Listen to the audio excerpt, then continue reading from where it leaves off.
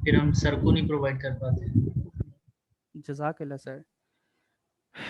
अल्लाह Akbar. Recording को ऐसे just sir मैं रिव्यू कर देता हूँ। अच्छा, ये बूट कैंप 2021 की क्लास नंबर 17 है और आज की क्लास के अंदर हम ग्राफ डेटाबेस को डिस्कस करने वाले हैं। ग्राफ डेटाबेस कुछ नहीं है, जिस तरह इंसान चीज़ों को एनालाइज करता है, याद रखता है, सोचता है, उसी तरह से हम उसको सेव करना चाहते हैं। रिलेशनल डेटाबेस के अंदर ये काम करना थोड़ा मुश्किल था, तो हम इसको ग्राफ डेटाबेस के अंदर बहुत आसानी से स्टोर करवा सकते हैं। इसके बहुत सारे फ़ायदे हैं। वो फ़ायदे क्या हैं? आप बहुत सारी एप्लीकेशन, क्योंकि न्यूरल नेटवर्क रिकमेंडेशन इंजन आप बना सकते हैं। आप एनॉमली डिटेक्शन वगैरह के जो काम हैं, क्रेडिट कार्ड या जो भी आपकी यानी रिस्क मैनेजमेंट वगैरह, इस तरह की चीज़ों पे काम कर सकते हैं और बहुत यूज़फुल रिप्रेजेंटेशन होती है। तो इसी को हम डिस्कस कर रहे हैं। अच्छा, बाकी आपको इसकी पूरी जो डिटेल है वो फेसबुक लाइव से भी मिल जाएगी। तो अगर आपको ये यूट्यूब पे ना मिल पाए तो फेसबुक लाइव पे क्लास नंबर 70 को आप देख लेंगे।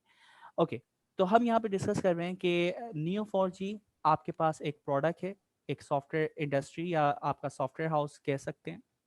तो ये प्रोडक्ट आज कंपनी ऑर्गेनाइजेशन इसने एक सॉफ्टवेयर बनाया है जिसका नाम है नियो 4G। ये दो फ्लेवर आपको देती है।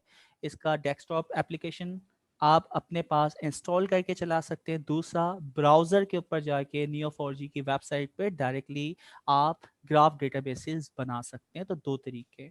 बुक जो लिखी गई है बहुत ही शास्ता अंदाज में लिखी गई है, यानी आप इसको जो भी इंफॉर्मेशन है आसानी से हजम कर सकते हैं। अच्छा, ये नहीं कि राइटर ने बहुत अच्छा लिखा है, उसकी वजह ये है कि ये ग्राफ का जो कॉन्सेप्ट है वो बिल्कुल आप जो बचपन से चीज़ें सीखते हुए आ रहे हैं, प्रोसेस करते हुए आ रहे हैं, तो उसी तरह से इसको डिज़ाइन किया गया और उसी तरह से इंफॉर्मेशन को हम स्टोर करवाना चाह रहे हैं। तो इसका मतलब है, आप पहली एग्जाम्पल ही देखेंगे, आप बोलेंगे कि ये तो बहुत आसान है कि किस तरह ये डेटाबेस आपस में रिलेट करती है और बहुत सारी सजेशन, बहुत सारी चीज़ें आप दे सकते हैं। ठीक है। अच्छा, ये कुछ आइकन्स हैं। आइकन्स ये आपको याद रखना है किताब के अंदर कि बुक पढ़ते वक्त इंपॉर्टेंट हैं। जैसे कि आपकी हैंड क्लिक आ रहा है, इसके अंदर कुछ इंपॉर्टेंट पॉइंट्स आपको बताएगा। किसी चीज़ के अंदर वो डिटेल के अंदर जाके आपको डिफाइन कर रहा है कि ये एल्गोरिथम है, एल्गोरिथम काम कैसे करता है। तो डाइव डीपर अगर आप जाना चाह रहे हैं तो ये आप देखें, इस तरह का आइकन देखेंगे, टेक्निकल स्टाफ। इसी तरह कोई एक्स्ट्रा हेल्प यानी कोई एक्स्ट्रा इन्फॉर्मेशन कि भाई ये किताब है, ये इस बंदे ने लिखी, उस बंदे के बारे में इंफॉर्मेशन दे दी, तो कोई टिप आपको देना चाह रहा, तो ये आइकन है आपके पास। और कोई जहां एरर आ सकता है, जहां कोई प्रॉब्लम आ सकती है, कोई क्रिटिकल कोई यानी आपके पास यानी इंफॉर्मेशन है, तो उस पर आप ये आइकन देखेंगे। तो ये चार आइकन है, इनसे आपको फैमिलियर रहना है। बाकी तो सारी चीज़ें आसान हैं। ये फिर उसी बंदे के बारे में बता रहा है, किताब के बारे में, तो आप पढ़ लेंगे। चैप्टर 1 अब हम स्टार्ट करने वाले हैं। चैप्टर 1 जिसमें हम ग्राफ डेटाबेसेस का इंट्रोडक्शन लेंगे। ठीक है।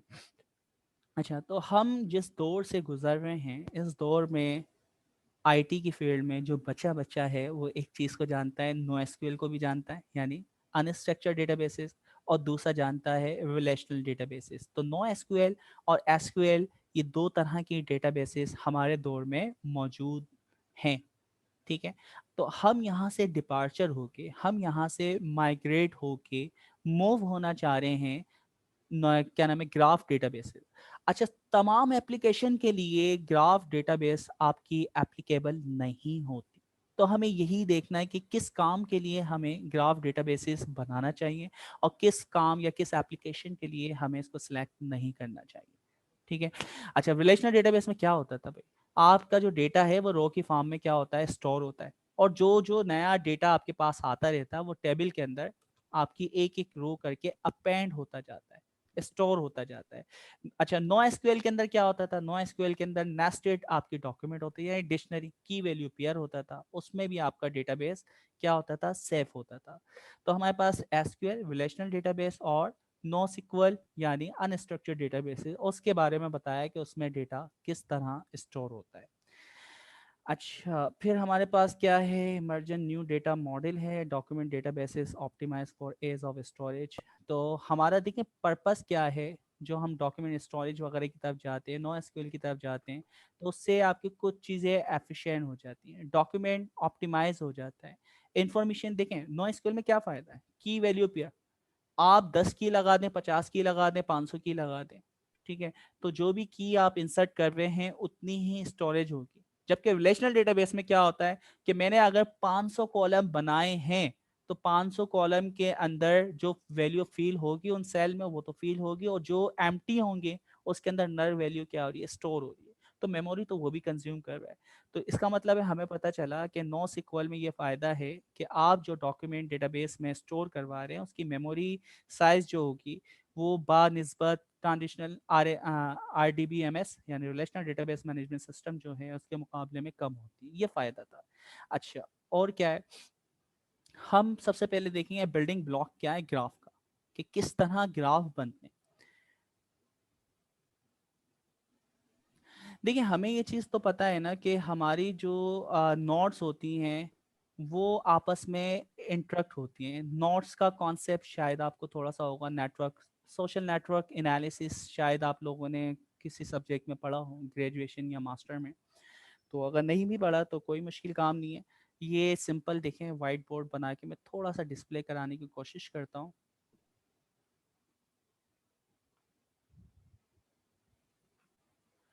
अच्छा जी, देखिए रिलेशनशिप क्या है, लाइक एक पर्सन है क्यू फॉर कासिम, ठीक है। अब देखिए मैं आपको समझा रहा हूँ। अब कासिम जो है कितनी जगह जॉब करता है, अगर मैं ये आपको बताना चाहूँ तो कासिम की एक नोड निकल ली है, लाइक ये होता है यूबीएल में, ठीक है। अच्छा, ये एक और जगह जॉब करता है, लाइक पीआईएसी,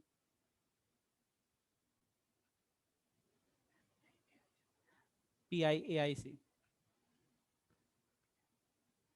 अच्छा, और क्या है, लाइक सैलानी। अच्छा, अब ये क्या है, ये सारी चीजें। अच्छा, फिर हमें पता चला कि एक और हमारे साथ टीचर है सरीनाम,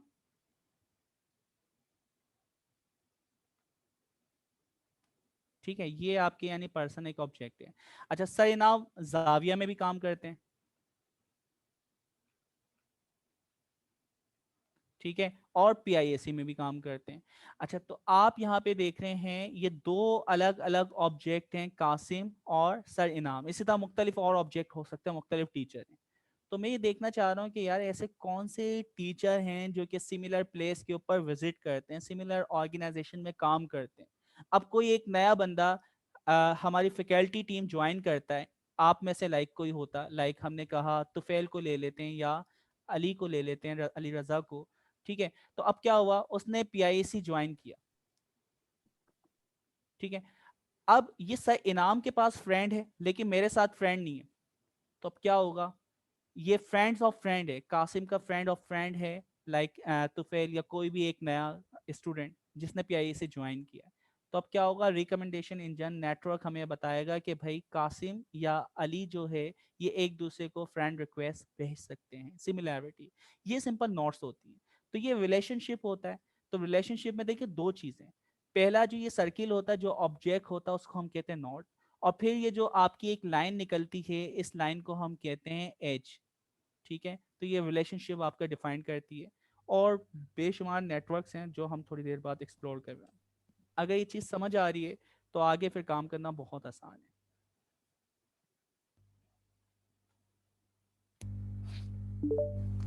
अच्छा, अब ये कह रहे हैं कि use highly interlink data structure. तो आप अगर देखें कि वो डेटा स्ट्रक्चर किस तरह कॉम्प्लेक्स होता जा रहा था। अच्छा, और मैं अगर आपको फायदा यहाँ पे बताऊं, अगर वही पुराना ग्राफ आ रहा है देखें, अब देखें किस तरह चीजें कनेक्ट होती जा रही हैं, कि ये कासिम है, कासिम यूबीएल में होता है, यूबीएल के अंदर वो मुख्तलिफ काम करता है, work number 1, work number 2, work number 3, work number 4, ठीक है। लाइक ये काम कर रहा है प्रोपेंसिटी मॉडल के ऊपर। एक मिनट, कहाँ गया,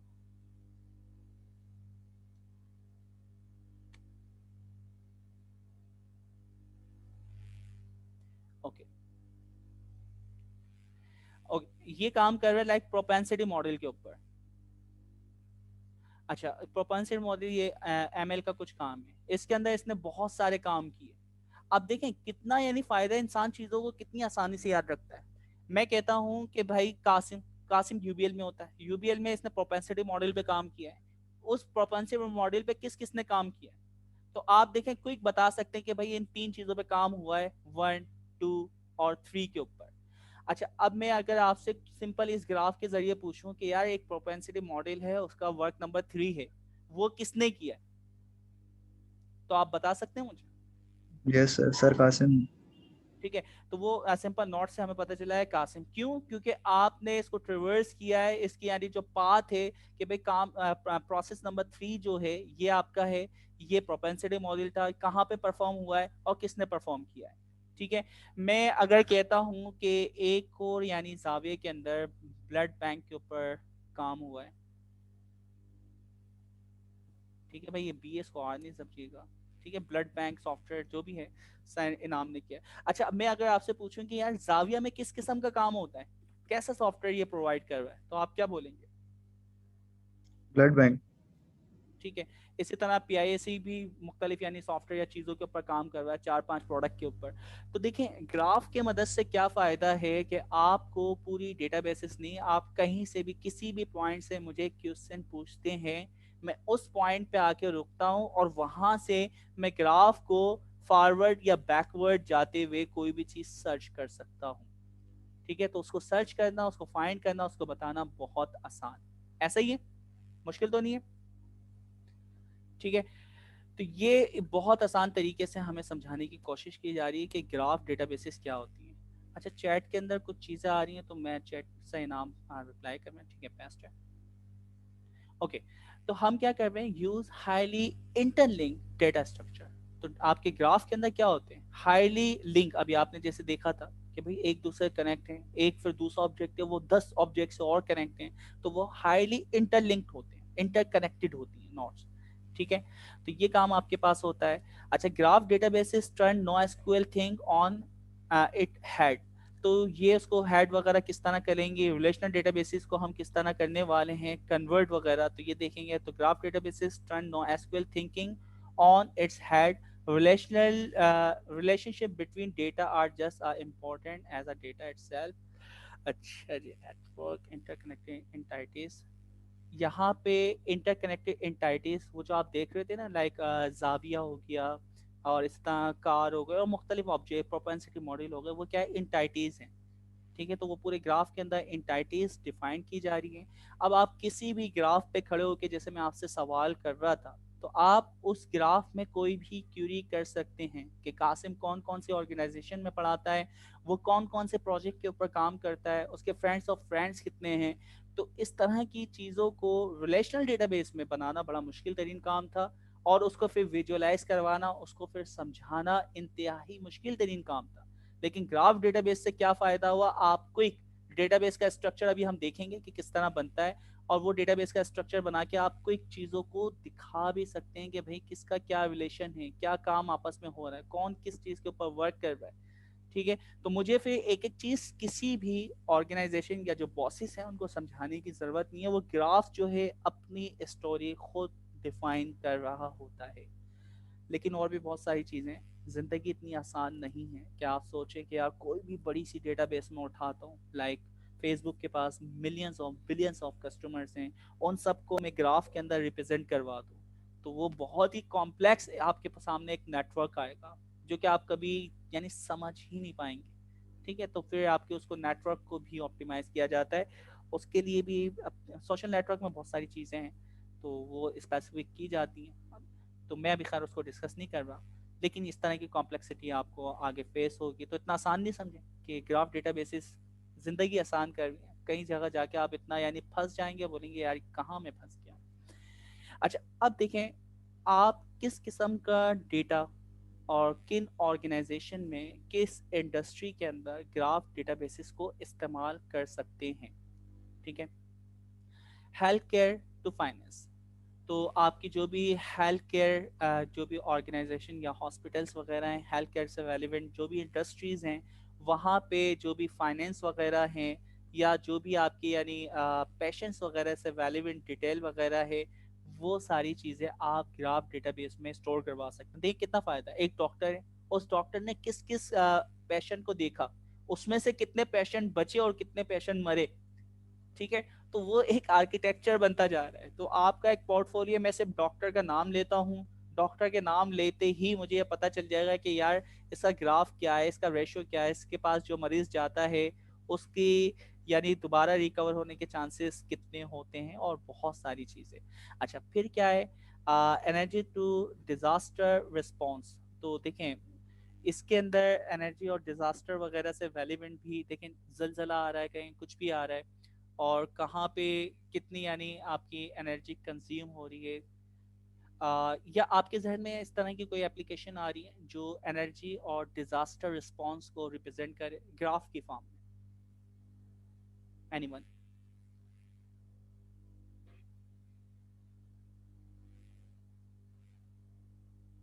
अलग अलग करके आ रही हो, एनर्जी से रेलिवेंट आ रही हो, डिजास्टर से रेलिवेंट आ रही हो, दोनों को अलग अलग करके भी आप बता सकते हैं।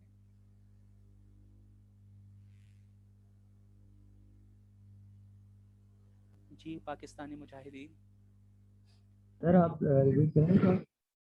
अच्छा, मैं सिंपली पूछ रहा हूँ, ये दो यानी आपके पास इंडस्ट्री फील्ड्स हैं, like energy to disaster response, तो वहाँ पे भी आप ग्राफ डेटाबेसेस को इस्तेमाल कर सकते हैं। तो कोई यानी आपके प्रैक्टिकल एप्लीकेशन जहन में आ रही है कि किस किस्म का डेटा हम वहाँ पे स्टोर करवा सकते हैं? जैसे मैंने हेल्थ केयर से रेलिवेंट आपको बताया, ठीक है, तो इसी तरह एनर्जी और डिजास्टर। सर ये एटॉमिक रिएक्टर आई थिंक इसमें फॉल नहीं करेंगे। हाँ बिल्कुल हो सकता है। इस तरह से आप जो है ना उसको ग्राफ देखें, एटॉमिक रिएक्टर तो एक टेक्नोलॉजी है ना जो आप न्यूक्लियर पावर प्लांट्स में यूज करते हैं और उससे पावर प्रोड्यूस करते हैं। तो सर कासिम ये पूछ रहे हैं अब आप इसको कैसे जो है ना ग्राफ डेटाबेस में मॉडल करेंगे? सर हम जैसे डिजास्टर को अगर ले लें कि कहीं पर अल्लाह ना करे जलजला वगैरह है, तो हम ये देखेंगे कि उसको ग्राफ में इस तरह इम्प्लीमेंट करने की कोशिश करेंगे कि वो वहाँ पर जो लोग थे वो कितने इफेक्ट हुए उसको उसका रिलेशन बना के, और कितने बच गए और कितनी जाने गई हैं, और कितनों को बचा लिया गया है, और मतलब कि कितना वहां पर सामान आ गया है उसके लिए क्या कहते हैं। एग्जैक्टली, रिसोर्स मैनेजमेंट में बहुत काम आ सकता है। किस जगह से कितनी रिसोर्सेज आई, कहाँ कंज्यूम हुई, किन लोगों में स्प्रेड हुई, तो ये एक पूरा नेटवर्क बन सकता है। आप ऑडिट ट्रेसेबिलिटी के लिए एक पूरा नेटवर्क बना सकते हैं कि रिसोर्स आई कहाँ से, गई कहाँ पर। फिर अगर जो है ना आपने फॉर एग्जांपल सुनामी था उसको मॉडल करना है कि उसका जो है ना वो पाथ क्या था, किस जगह कितना किस टाइम पे हिट किया, और जो है देन वहाँ कितना इफेक्टिविटी हुई, कितना, वही तुम्हारी बात की जो है ना बेसिकली फैटेलिटी रेट कितना था, और जो है बेसिकली डैमेज कितना था फाइनेंशियल। ये सारी चीजें बिल्कुल एग्जैक्टली एंटिटीज के ऊपर आप जो है एट्रीब्यूट्स भी सेट कर सकते हैं। इसी तरह से जैसे एनर्जी की मिसाल शायद PIAIC स्टूडेंट भाई ने दी थी कि एटॉमिक रिएक्टर आप जो है ना वो इसमें यूज कर सकते हैं। तो आप ऐसे कर सकते हैं कि एक मुल्क की एनर्जी रिसोर्सेज को मॉडल करना शुरू करें कि वो मुल्क अपनी पूरी 100% जो एनर्जी रिक्वायरमेंट्स है किन किन सेक्टर से पूरी करा, फिर वो सेक्टर, वो एक सेक्टर किन किन सिटीज को जो है ना कितना परसेंट जो है ना वो शेयर दे रहे हैं उनमें से। फिर जो है बेसिकली आप ये देख सकते हैं फॉर एग्जांपल किस टाइप डोमेस्टिक यूजर्स को कौन से सेक्टर ज्यादा जो है ना वो दे रहे हैं, फाइनेंशियल रेवेन्यूज आपके फाइनेंशियली कौन सा वायबल है आपके लिए और कौन सा लायबिलिटी बनता जा रहा है। तो ये बहुत सारी चीजें, जैसे एटॉमिक रिएक्टर में मेरे एक टीचर थे वो ये कहते थे कि जो है ना एटॉमिक रिएक्टर लगाना, न्यूक्लियर पावर प्लांट लगाना जो है वो शेर की सवारी है। शेर पे बैठना इंतहाई मुश्किल है, और एक दफा बैठ जाए तो वो गुस्से में आ जाता है, उससे उतरना उससे ज्यादा मुश्किल है। तो जितनी बड़ी कॉस्ट, कैपिटल कॉस्ट आपकी न्यूक्लियर रिएक्टर पे लगती है उससे ज्यादा कॉस्ट आपकी उसको जो है ना फिर बेसिकली डंप उसकी एक लाइफ होती है। तो वो ऑपरेशंस के दौरान जो रिएक्टर कंपोनेंट्स होते हैं, और बहुत सारा कंपोनेंट होता है जो हाईली रेडिएक्टिव हो चुका होता है, तो उसको सेफली आपने जो है ना बेसिकली स्टोर करना होता है। ऐसा नहीं होता कहीं भी ले जाके फेंक दें, उसके लिए बे बनते हैं रेडियो एक्टिव वेस्ट मैनेजमेंट के। तो ये सारा कुछ जो है ना आप एटॉमिक रिएक्टर के ही डोमेन में अगर रहें तो आप उस तरह से देख सकते हैं कि बेसिकली कब लगा, क्या क्या रिसोर्सेज कहाँ कहाँ से आ रही हैं, कहाँ कहाँ डिस्पोज ऑफ हो रही हैं। डिस्पोज ऑफ में उनकी अपनी एक हाफ लाइफ होती है कि न्यूक्लियर रेडियो एक्टिव एक कोई आइटम हो गया है, कोई भी एक मटेरियल रेडियो एक्टिव हो गया है, तो अब ऐसा नहीं होगा कि वो सडनली जो है ना रेडियो एक्टिविटी खत्म हो जाएगी, उसकी अपनी एक हाफ लाइफ होती है। तो आज फॉर एग्जांपल उसकी स्ट्रेंथ 2 है, तो एक हाफ लाइफ पीरियड होता है डिपेंडिंग के कौन सा रेडियो एक्टिव एलिमेंट उसके अंदर सब्सटेंस मौजूद है। फॉर एग्जांपल किसी एक एलिमेंट की हाफ लाइफ 2 साल है, तो 2 स्ट्रेंथ से वो 1 स्ट्रेंथ पे 1 साल के बाद आएगा। तो इसका मतलब है कि safe atomic nuclear radiation exposure के लिए उसको कितनी हाफ लाइफ पूरी करनी है, ये सारा जो है आप वेस्ट मैनेजमेंट में जो है वो स्टडी कर रहे होते हैं न्यूक्लियर रिएक्टर्स में। तो उसके लिए भी आप जो है ना ग्राफ मॉडलिंग कर सकते हैं। और इसके अलावा कहाँ से कोई कंपोनेंट निकल के किस वेस्ट वे में गया, ये सारी चीजें जो है ना मॉडल कर सकते हैं आप ग्राफ डेटाबेसेस में। कासिम। जज़ाकल्लाह सर। ओके, तो हमें पता चला हम health care sector to finance sector में इसकी यूटिलाइजेशन कर सकते हैं ग्राफ के अंदर। एनर्जी टू डिज़ास्टर रिस्पांस के ऊपर हम ग्राफ डेटाबेसेस को स्टोर करवा सकते हैं, इस्तेमाल कर सकते हैं। अच्छा, फिर जहाँ पे भी डेटा की इंटरकनेक्टिविटी आती है, वो सोशल नेटवर्क एनालिसिस हो या इस तरह की आपकी यानी ग्राफ डेटाबेस, या मैं न्यूरल नेटवर्क की बात करता हूँ, या रियल वर्ल्ड के अंदर भी कोई इस तरह का सिनेरियो आप बिल्ड कर रहे हैं, जैसे कि अभी हमने PIAC और UBL और इस तरह का एक नेटवर्क बिल्ड किया, तो आप इस तरह का कोई भी आर्किटेक्चर बनाना चाह रहे हैं तो वहाँ पे ग्राफ डेटाबेसेस को आप इस्तेमाल कर सकते हैं। ठीक है, लेकिन फिर वही ऑप्टिमाइजेशन आप करेंगे कि यार कौन सी चीज़ बेहतर रहेगी, कहाँ पे कॉम्प्लेक्सिटी ज़्यादा है, कहाँ पे आपकी कॉम्प्लेक्सिटी रिड्यूस होती है, रिप्रेजेंटेशन कहाँ पे अच्छी होगी, कहाँ पे अच्छी नहीं होगी। तो ये आहिस्ता आहिस्ता आप यानी जब चीज़ों पे काम करेंगे तो खुद आपके माइंड में आएगी कि कहाँ मुझे कौन सी डेटाबेस का स्ट्रक्चर इस्तेमाल करना चाहिए, कहाँ RDBMS इस्तेमाल करनी है, कहाँ NoSQL इस्तेमाल करनी है, और कहाँ पे आपको ग्राफ डेटाबेसेस इस्तेमाल करनी है। तो खैर 3 तरह के हमारे पास डेटाबेसेस हैं। उसके बाद फिर हम आगे हम चलते हैं, तो ये जो डेटाबेसेस हैं, आप इन डेटाबेसेस को ऑफलाइन एप्लीकेशंस के साथ भी इंटीग्रेट करवा सकते हैं। अब वो आप ऑफलाइन किस तरह के हैं, क्योंकि न्यूरल नेटवर्क डेटा फ्रेम्स वगैरह आपके पास होते हैं, उसको आप यानी कन्वर्ट करते हैं ग्राफ डेटा यानी टेंसर के अंदर एन डायमेंशनल, और उसके बाद फिर हम मॉडल वगैरह को ट्रेन करते हैं। तो डायरेक्टली अगर ग्राफ डेटाबेस पे किस तरह ट्रेन किया जाता है, वो भी आगे जाके हमारे मशीन लर्निंग या डीप लर्निंग का पार्ट होगा, तो उसको थोड़ा सा हम टच करेंगे। ग्राफ डेटाबेसेस के ऊपर आप न्यूरल नेटवर्क को किस तरह ट्रेन करते हैं और उसके ऊपर आपकी क्या एक्यूरेसी वगैरह आती है।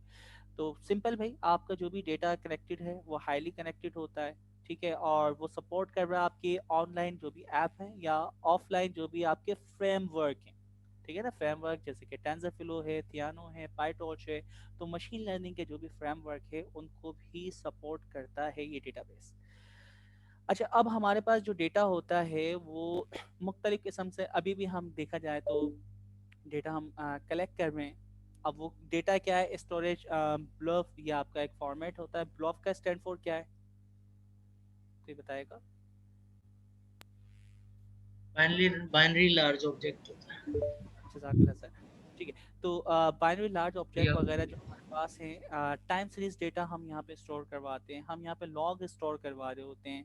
अच्छा, अब देना ग्राफ में not be the best choice, तो हो सकता है इस तरह का जो डेटा आप स्टोर करवा रहे हैं उसके लिए ग्राफ डेटाबेसेस अच्छी ना हो। ठीक है, क्यों? Because there are not many links between the data.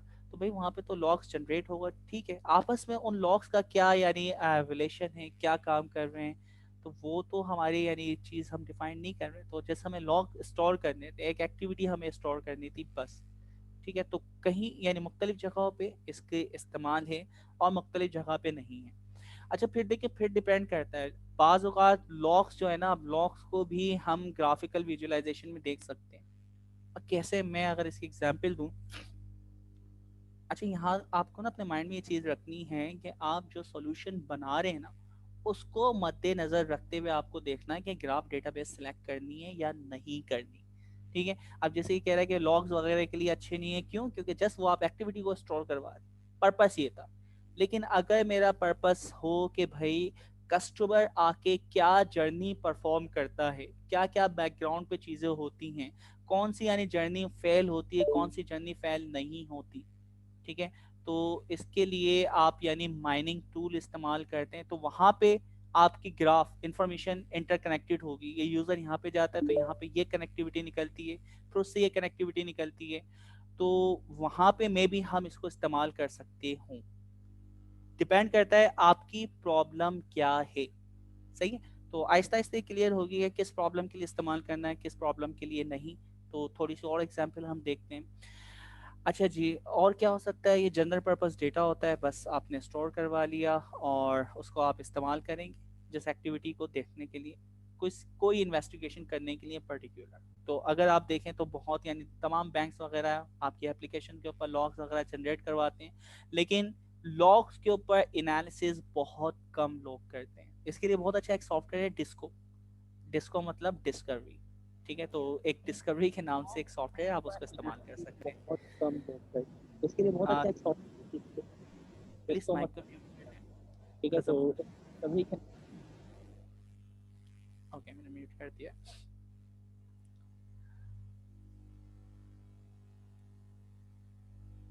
अच्छा जी, ग्राफ डेटाबेसेस जो है ना, ये आपको superior query of complex model.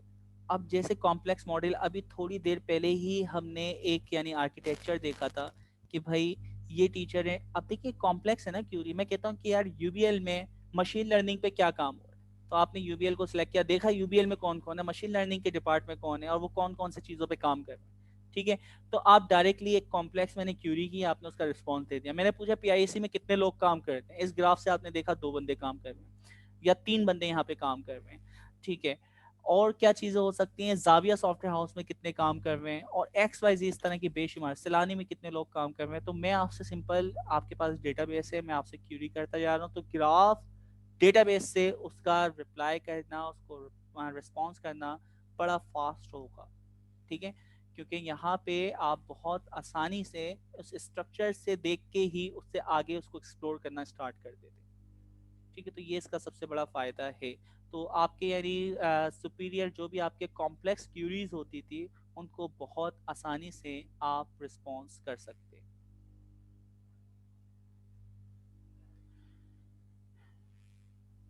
Sir अस्सलाम वालेकुम। वालेकुम अस्सलाम। सर एक सवाल मेरा ये था कि हम ग्राफिकल, जैसे यूजुअली मैन्युफैक्चरिंग कंपनीज होती हैं कुछ जो कि ह्यूमन रिसोर्स के बजाय मशीन यूज करना चाहती हैं, तो वहाँ पे भी ग्राफिकल डेटाबेस भी यूज होता है? नहीं, मशीन इस्तेमाल करना चाहती हैं और वो किस टाइप का डेटा स्टोर करना चाह रही हैं, डिपेंड करता है। जैसे मैन्युफैक्चरिंग कंपनीज होती है ना, तो अब वहाँ पे ह्यूमन रिसोर्स नहीं है, वो जस्ट मशीन्स वर्कआउट कर रही होती हैं। जैसे मेरा कुछ अर्से पहले नेशनल जियो पे कोका के बारे में, तो वो मशीन एक दूसरे से इंटरकनेक्टेड हो रही थी और वो डायरेक्टली वर्कआउट कर रही थी और एंड में रिजल्ट ये आ रहा था कि आपके पास वो बॉटल तैयार आ रही थी। तो मैं सिर्फ ये पूछना चाह रही हूँ कि उसमें भी ग्राफिकल डेटाबेस यूज होता है? देखें, इस एप्लीकेशन में अगर देखा जाए, एक मशीन दूसरे पर डिपेंडेंट है, दूसरी मशीन तीसरे पे, तो चारों पांचों मिलके एक ग्राफ से गुजर के आपकी एक फाइनल प्रोडक्ट तैयार होता है, ठीक है। और फिर वो आगे जाके क्वालिटी एश्योरेंस यानी क्वालिटी डिपार्ट हमें बताता है कि वो परफेक्ट बनी या नहीं बनी, किस टेम्परेचर पे, और बहुत सारी चीज़ें हो सकती हैं, ठीक है। तो एप्लीकेशन इंटरकनेक्टिविटी आपस में क्या है, कौन सा प्रोडक्ट किन किन मशीन से गुजर के बना है, उसको आपस में आप यानी कनेक्टिविटी, जहाँ पे इंटर कनेक्टिविटी आ रही है, उस एप्लीकेशन को स्टोर करवाने के लिए हम ग्राफ डेटाबेस इस्तेमाल कर सकते हैं, ठीक है। तो ये डिपेंड करता है, मैं फिर कहूँगा, आपकी प्रॉब्लम पे, आप जिस प्रॉब्लम का सॉल्यूशन बना रहे हैं, ये उसके ऊपर डिपेंड करता है, ठीक है। यानी बहुत सारी जगहों पे वही सेम यानी डोमेन है, लेकिन वहाँ पे एप्लीकेबल होगा like relational database, no sequel, और बाज़ औक़ात आपका ग्राफ डेटाबेस। तो ये डिपेंड करता है कि कौन सा सॉल्यूशन के साथ जो यानी प्रॉब्लम है, उसके सॉल्यूशन के लिए कौन सी डेटाबेस हमें सेलेक्ट करनी, ठीक है। तो ये आहिस्ता आहिस्ता हमें पता चलेगा, जब हम बहुत, ठीक है, यूज टू हमें इस्तेमाल करना आना चाहिए था, हमें पता होना चाहिए ऑप्शन कौन से हैं, नो सिक्वल के या रिलेशनल डेटाबेस के और ग्राफ डेटाबेस के। तो अभी थोड़ी देर बाद जब हम इसकी क्यूरीज वगैरह देखेंगे तो और थोड़ा सा माइंड आपका यानी बिल्डअप होगा और आपके कॉन्सेप्ट जो हैं वो बहुत यानी क्लियर होते जाएंगे, ठीक है। तो अभी कुछ चीज़ें ब्लर हैं और वो आहिस्ता आहिस्ता थोड़ी यानी उसकी ब्लरिंग ख़त्म होती जाएगी, ट्रांसपेरेंट होते जाएंगे।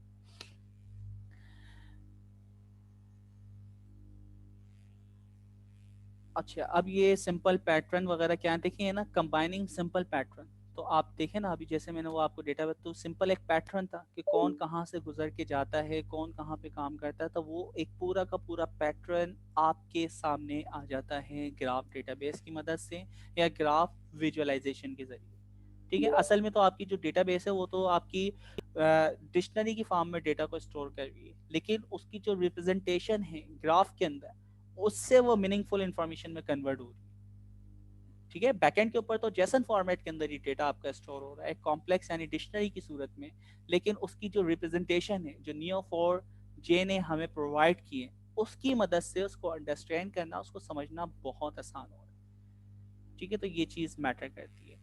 अच्छा, अब हमारे पास ग्राफ डेटाबेस के अंदर सबसे पहले ग्राफ डेटाबेस के अंदर एक टाइप है लेबल प्रॉपर्टी ग्राफ।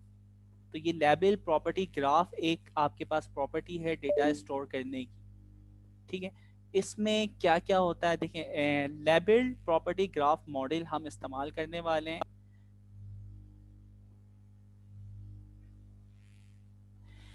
अच्छा जी, तो हम क्योंकि अभी इसके अंदर ग्राफ के अंदर इतने एक्सपर्ट नहीं हैं, तो हम उसको आहिस्ता आहिस्ता करके अनपैक करने की कोशिश करेंगे। ठीक है, तो इसमें यानी क्या कॉम्प्लेक्सिटी होती है, किस तरह ग्राफ बनता है, किस तरह आपस में वो इंटरकनेक्ट होती है, नोट्स क्या होती हैं, लिंक क्या होती हैं, एजेस क्या होती हैं, रिलेशनशिप क्या होते हैं, वर्टेक्स क्या होती हैं, एजेस क्या होते हैं, कॉन्स्टेंट क्या होते हैं। तो ये सारी की सारी विकैबुलरी है जो कि ग्राफ डेटाबेस में इस्तेमाल होती है, और हम यहाँ पे एक पर्टिकुलर टाइप के ऊपर काम करने वाले हैं जिसका नाम है लेबल प्रॉपर्टी ग्राफ्स। ठीक है, तो ये लेबल प्रॉपर्टी ग्राफ्स क्या है, किस तरह बनाते हैं।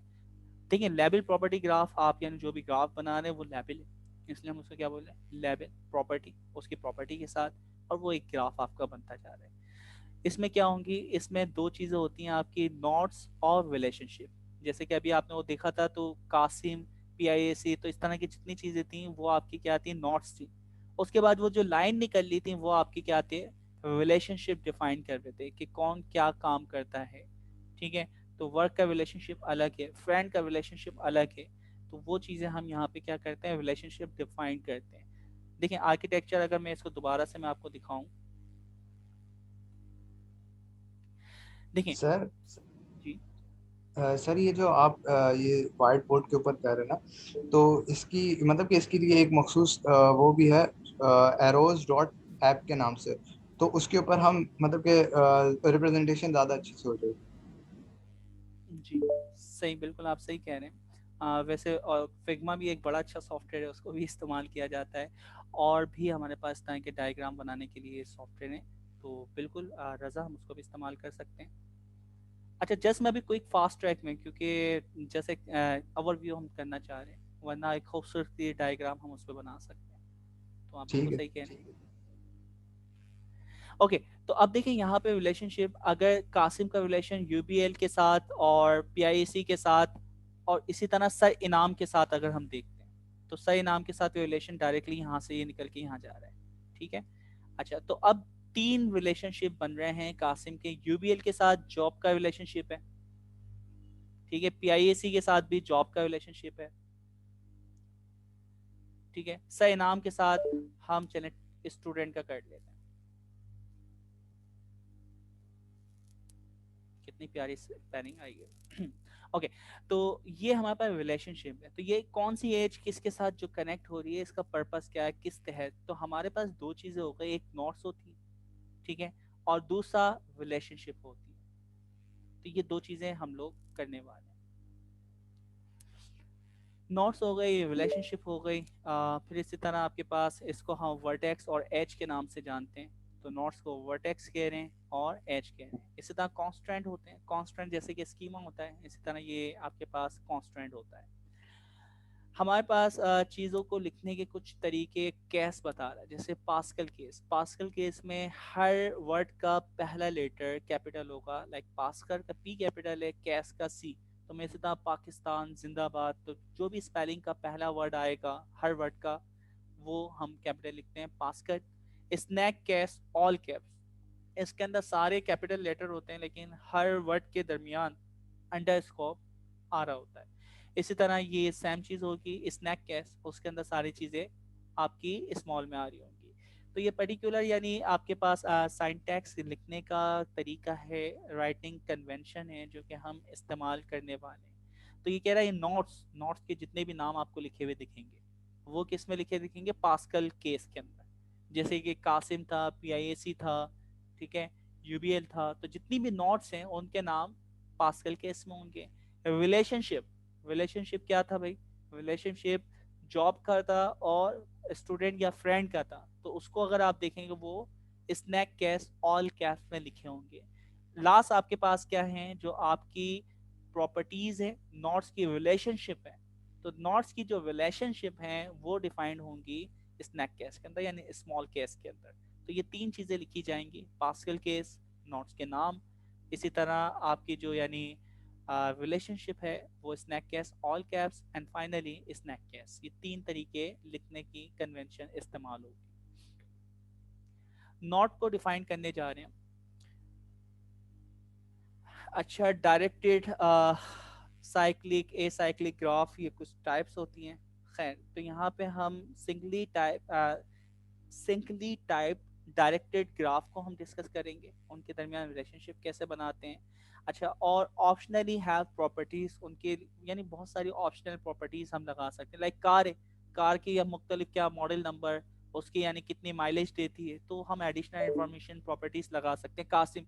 कासिम की नेम, फादर नेम, ठीक है, उसकी मुख्तलिफ प्रॉपर्टी, एजुकेशन वगैरह क्या है, तो वो प्रॉपर्टीज डिफाइन कर सकते हैं। ठीक है, तो ये हम थोड़ा सा डायरेक्टेड ग्राफ बनाएंगे, उसके बाद उनके दरमियान कुछ प्रॉपर्टी डिफाइन करेंगे और उनका कुछ रिलेशनशिप बनाने की कोशिश करेंगे। अच्छा, न्यूरल नेटवर्क वगैरह जब हम आगे करेंगे तो सब nodes are sparsely connected. Sparsely connected और डेंसली कनेक्टेड, ये 2 वर्ड हैं। स्पार्स का मतलब है, स्पार्स मैट्रिक्स नॉर्मली हम कहते हैं जिसके अंदर जीरो की वैल्यू बहुत ज़्यादा होती है। अगर मैं रोज एंड कॉलम बनाऊं, एक टेबल बनाऊं, एक टेबल के अंदर जिसके अंदर 1000 सेल है, सिर्फ उसके अंदर 10 सेल के अंदर कुछ लिखा हुआ है, बाकी जो है 990 सेल खाली हैं। तो यहाँ पे जो खाली सेल होंगे वहाँ पे आपके जीरो हम क्या करते हैं, स्टोर करवाते हैं। जहाँ भी जीरो की वैल्यू या नल वैल्यू बहुत ज़्यादा होती है उस मैट्रिक्स को हम कहते हैं स्पार्स मैट्रिक। और जिसके अंदर जीरोस की यानी क्वांटिटी कम होती है और दूसरे जो नंबर्स हैं उनकी क्वांटिटी ज्यादा होती है। लाइक 1000 सेल है, 900 सेल के अंदर कुछ लिखा हुआ है और 100 सेल में नहीं लिखा हुआ, तो इसको हम कहते हैं डेंसली क्या नाम है, मैट्रिक या डेंस मैट्रिक। अच्छा, अब इस डेफिनेशन से मुझे बताएं स्पार्स नॉट क्या होंगी और डेंस नॉट क्या होगी। कोई डेफिनेशन बनाए anyone.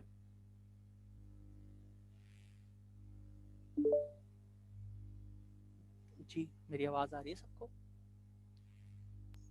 Yes sir. Sir densely मतलब क्या आपस में बहुत ज्यादा जुड़ी हुई, और स्पार्सली सर एक ही सेम? हाँ, वो एक से या किसी से भी ना कनेक्ट हो। अच्छा, मुझे अब मैं इसमें आपसे क्वेश्चन करता हूँ, ये जो हमने बोर्ड बनाया है, मुझे ये बताएं कि सबसे ज्यादा ऐसी कौन सी नोड है जो कि डेंसली है? Sir PIAC। बिल्कुल परफेक्ट, क्योंकि यस आप सर। पीआईसी देखें वो इनाम, कासिम और तुफेल के साथ कनेक्टेड है, तो इसके 3 कनेक्शन आ रहे हैं। ठीक है, जो यानी हमने लेबल किए हैं। अच्छा, और दूसरे अगर हम देखते हैं तो अब लाइक हम देखते हैं जाविया, तो जाविया से भी एक नोड से कनेक्ट है। ब्लड बैंक, ब्लड बैंक की अगर मैं बात करूं तो ब्लड बैंक क्या किसी और नोड से कनेक्ट है? जबकि नहीं सर। यानी वो नहीं। ठीक है, तो वो बिल्कुल यानी आप उसको स्पार्स, उसमें तो सारे यानी नॉट कनेक्टेड हो, आपका पाथ ही आगे एंड हो जाता है। लेकिन जाविया जो है वो एक से कनेक्ट है। ठीक है, प्रोपेंसिटी 3 से कनेक्ट है, यूबीएल 1 से कनेक्ट, यूबीएल 2 से कनेक्ट है। तो ये पाथ कितनों से कौन कितना कनेक्ट हो रहा है, तो आपके पास जो भी नोड होगी या तो वो डेंसली कनेक्टेड होगी या दूसरा क्या होगी, स्पार्स होगी, यानी बहुत कम से कनेक्ट होगी। ठीक है, तो यकीनन ये डेफिनेशन भी क्लियर होगी आपके। ओके, तो हम इसके ऊपर काम करेंगे, डेटा स्ट्रक्चर हम देख के ही काम करेंगे। अच्छा, ये आपका स्कीमा वगैरह डिफाइन जैसे होता है और रिलेशनशिप वगैरह डिफाइन करने के लिए, इसी तरह कोई यूनिक नंबर वगैरह आपको ऐड करना है, यूनिक रिकॉर्ड जनरेट करवाना है, तो आप ये प्रॉपर्टीज़ वगैरह डिफाइन कर सकते हैं। ट्रांजिशनल के अंदर जिस तरह स्कीमा होता था इसी तरह हम यहाँ पे कांस्टेंट को इस्तेमाल करेंगे। कैसे करेंगे थोड़ी देर बाद देखेंगे। ठीक है। अच्छा, आपके पास जो यानी ट्रांजिशनल डेटा होता था उसके अंदर ऑर्गेनिकली डेटा क्या होता था, बढ़ता जाता है, रो ऐड होती जाती थी, अप एंड होती जाती थी।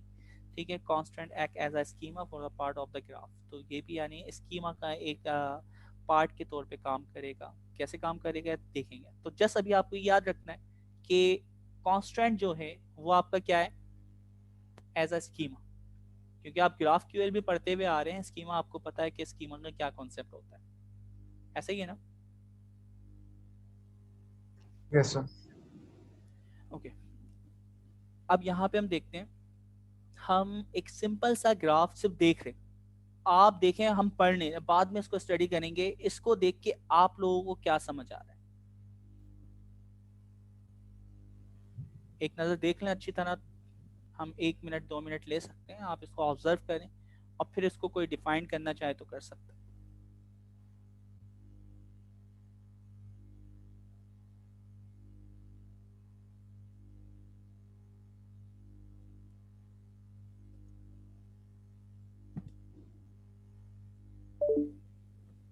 सर इसमें 2 पर्सन है और एक का नाम ये बॉब है और दूसरा का एलाइस, और इनमें आपस में एक रिलेशन है हस्बैंड और वाइफ का। एंड देन उसकी कार भी है, एक BMW, जिसका बॉब ऑनर भी है और ड्राइवर भी है।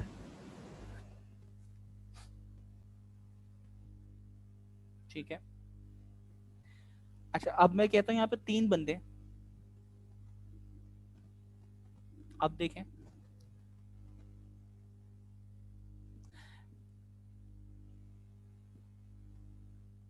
सर हस्बैंड वाइफ और driver. Okay,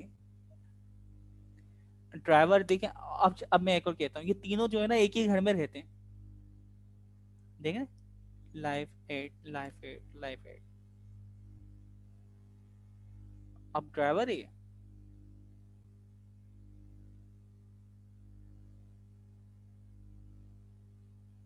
sorry sir, repeat करेंगे। अच्छा आप ये कह रहे हैं ना, देखें 3 बंदे हैं, एक का नाम है एलिस, ठीक है, ये लड़की है। अच्छा दूसरी जो है आपके पास बॉब, ये लड़का है।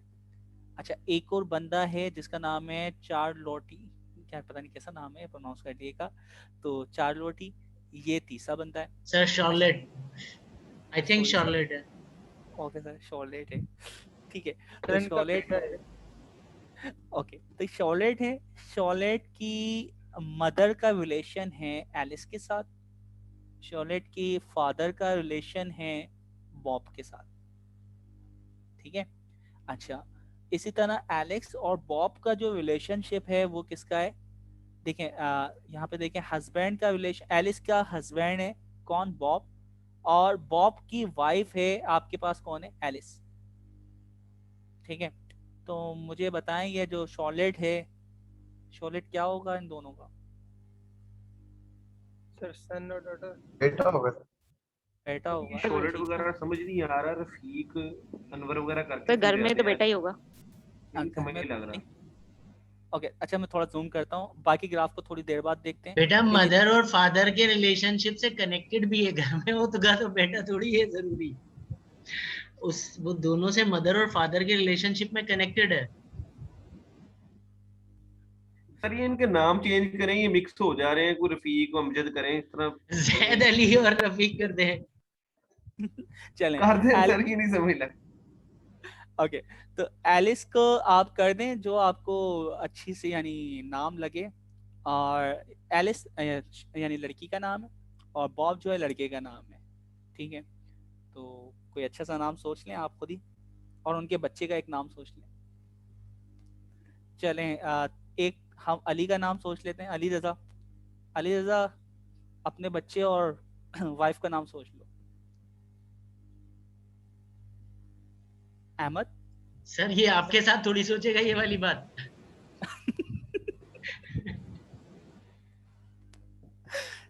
चलें जी, तो सर खैर सही बात है, लेकिन अली रजा है कौन क्लास में?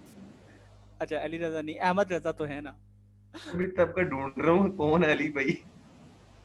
चले खैर है, ओके। तो सिंपल भाई कोई भी नाम ले लें। अब यहाँ पे हमें पता चला लेफ्ट साइड के ऊपर जो भी नाम है आप अपनी बेगम का नाम सोच लें, और राइट साइड पे आप अपना नाम सोच लें। उसके बाद जो सेंटर नोड है, आपके जो भी बच्चे मौजूद हैं उसका नाम सोच लें, ठीक है। और इन फ्यूचर अल्लाह ताला आप लोगों को दोनों यानी जो रिलेशनशिप है वो नवाजें। तो ये आपके पास 3 रिलेशन है, एक आप खुद हैं, एक आपकी वाइफ है, दूसरा आपका एक बच्चा है। अच्छा आपका अपनी वाइफ के साथ वाइफ का रिलेशन होगा, और वाइफ का आपके साथ हस्बैंड का रिलेशन होगा, और आपकी जो सपोज होंगी इस बच्चे के साथ मदर का रिलेशन होगा और आपका उस बच्चे के साथ फादर का रिलेशन होगा।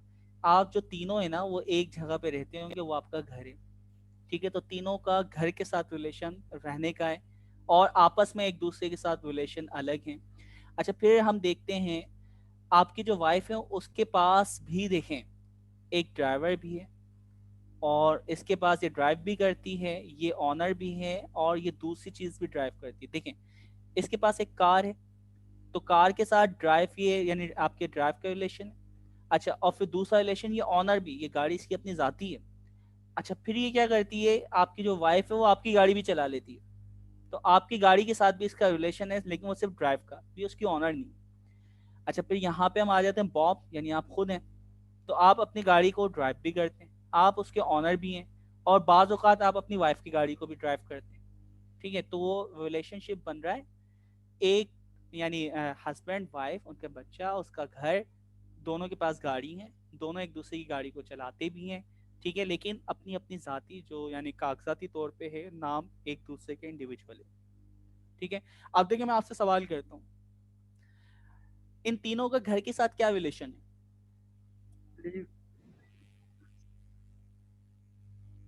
जी, रहने का सिंपल सा केस, रहने का रिलेशन। अच्छा, मैं कहता हूँ एलेक्स का बॉब के साथ क्या रिलेशन है? एलेक्स का बॉब के साथ क्या रिलेशन है? वाइफ है, हस्बैंड वाइफ है सर, नहीं, अब मैं एलेक्स के पॉइंट पे रख के, आप एलेक्स हैं तो हस्बैंड है सर। आपका हस्बैंड, ठीक है, ओके। अच्छा, अब मैं कहता हूँ कि भाई ये एक गाड़ी है टेस्ला, इसका बॉब के साथ क्या रिलेशन है? सर ये ड्राइवर है। सर वाइफ की कार है, तो वाइफ की कार है, इसकी जाती नहीं, लेकिन ड्राइव तो करता है, ठीक है। लेकिन है अच्छा, तो वाइफ। हाँ, वाइफ की गाड़ी है जाती, ठीक है, ओके। तो इसका मतलब है अब आपको ये ग्राफ देखना आ गया और रिलेशनशिप देखना सर आ गया। एग्जैक्टली ग्राफ की टर्म में ना इनकी बात सना की जो है ना बिल्कुल ठीक थी कि हम जी। अगर बॉब से एलिस पर आए और देन जो है ना का टेस्ला पर जाएंगे तो शी इज एब्सोल्युटली राइट कि जो है ना that is owned by her wife, his wife. यानी मैं ऐसे वाइफ्स ढूंढना चाह रहा हूँ, ऐसे लोग ढूंढना चाह रहा हूँ जिनकी वाइफ्स के पास टेस्ला है। तो ये एक बहुत अच्छी ग्राफ डेटाबेसेस में क्वेरी हो सकती है, जो रिलेशनल डेटाबेसेस में अगर इसको मॉडल करें तो बहुत मुश्किल हो सकती है। बिल्कुल सर, खैर सर पाकिस्तान में तो ऐसी कोई नहीं मिलने वाली। ओके सर तो आप पाकिस्तान का सोच क्यों रहे? एम बिग, अमेरिकन सोचे ना। चलें सर, इंशाल्लाह जिंदगी रही तो। ये प्रॉपर्टीज है या फिर कार हाँ बिल्कुल। अब नोट्स के अंदर जो लिखी हुई है, अब देखो उसने एक लिखने का तरीका बताया था, देखिए नोट्स के जो नाम हैं वो उसने पास्कल केस में लिखे हैं, हर वर्ड का। देखिए पर्सन का पी कैपिटल, अगर पर्सन होता या उसके आगे कोई और वर्ड भी होता तो वो कैपिटल में होता। अच्छा, फिर देखें तमाम नोट्स के जो नाम है ना वो पास्कल केस में। अच्छा, फिर उसके बाद जो रिलेशन नाम थे, रिलेशन जो आपने रखे थे, रिलेशन में क्या बताया था, स्नैक केस ऑल कैप्स। तो देखें रिलेशन लाइफ एड, ठीक है, मदर, फादर, ठीक है, लाइफ एड, इसी तरह ड्राइवर, ऑनर, ड्राइवर। तो जितने भी रिलेशन हैं वो क्या हैं आपके स्नैक ऑल कैपिटल, ठीक है। और इसी तरह जो प्रॉपर्टीज हैं, देखें प्रॉपर्टीज क्या है, घर का नंबर क्या है, उसकी गली नंबर क्या है, ठीक है, फर्स्ट नेम लास्ट नेम क्या है। तो जितनी प्रॉपर्टी हैं, मैन्युफैक्चर कंपनी कौन सी है, मॉडल कौन सी है, रजिस्ट्रेशन नंबर क्या है, तो जितनी प्रॉपर्टी हैं वो स्नैक कैश के अंदर उसकी की बात होती है। वैल्यूज तो आप किसी भी फॉर्मेट में डाल सकते हैं, तो उसकी जो की है वो एक स्टैंडर्ड स्नैक कैश के अंदर लिखी जाएगी। तो ये 3 कैसे बताए थे इन्होंने। Yes sir. ठीक है, तो बस अब कोई मुश्किल काम ही नहीं है। अब जब आप कोई भी ग्राफ देखते हैं, अब ग्राफ से देख के मैं आपसे कोई भी इन्वेस्टिगेशन करने का बोलूँ, कोई प्रोसेस आइडेंटिफाई करने का बोलूँ, कोई आपसे क्यूरी करूँ, आप ग्राफ को देख के उसका क्विक रिस्पॉन्स दे सकते हैं, ठीक है। अच्छा, अब देखिए सारी इंफॉर्मेशन रिपीट कर दीजिएगा। ओके, तो हमने यहाँ पे ये बात पढ़ी कि नोट्स के जो नाम हैं वो हम लिखते हैं पास्कल केस में, ठीक है। पास्कल केस किसे बोलते हैं, आप 2 या 3 वर्ड अगर मिला के लिखें तो हर वर्ड का पहला लेटर कैपिटल होगा, यानी पाकिस्तान जिंदाबाद, पाकिस्तान का पी, जिंदा का जेड और बात का बी, ये क्या होगा कैपिटल, और ये सब मिला के लिखा जाएगा। पाकिस्तान जिंदाबाद हो गया या XYZ पास्कल केस। उसके बाद है आपकी जो प्रॉपर्टी रिलेशनशिप होता है वो हम लिखते हैं स्नैक केस के अंदर। स्नैक केस में क्या होता है, हर वर्ड के दरमियान स्पेस की जगह अंडरस्कोप लगाते हैं और कैपिटल सारे के सारे लेटर होंगे। तो देखें जितने भी रिलेशन है, मदर का, लाइफ सेट का, फादर का, ठीक है, ड्राइवर का, ऑनर का, ये सारे जो आपके रिलेशनशिप हैं वो इन्होंने स्नैक केस ऑल कैपिटल से रिप्रेजेंट किए हैं या राइट किए हैं। और जितनी प्रॉपर्टीज हैं वो स्नैक केस में होती हैं। स्नैक केस क्या होती है, हर वर्ड के देखें फर्स्ट नेम, तो फर्स्ट और नेम दो वर्ड हैं, इन दोनों के दरमियान अंडरस्कोप लगा, तमाम स्मॉल में होंगे। ठीक है, तो ये 3 कन्वेंशन देखिए जी। क्लियर है दोस्तों?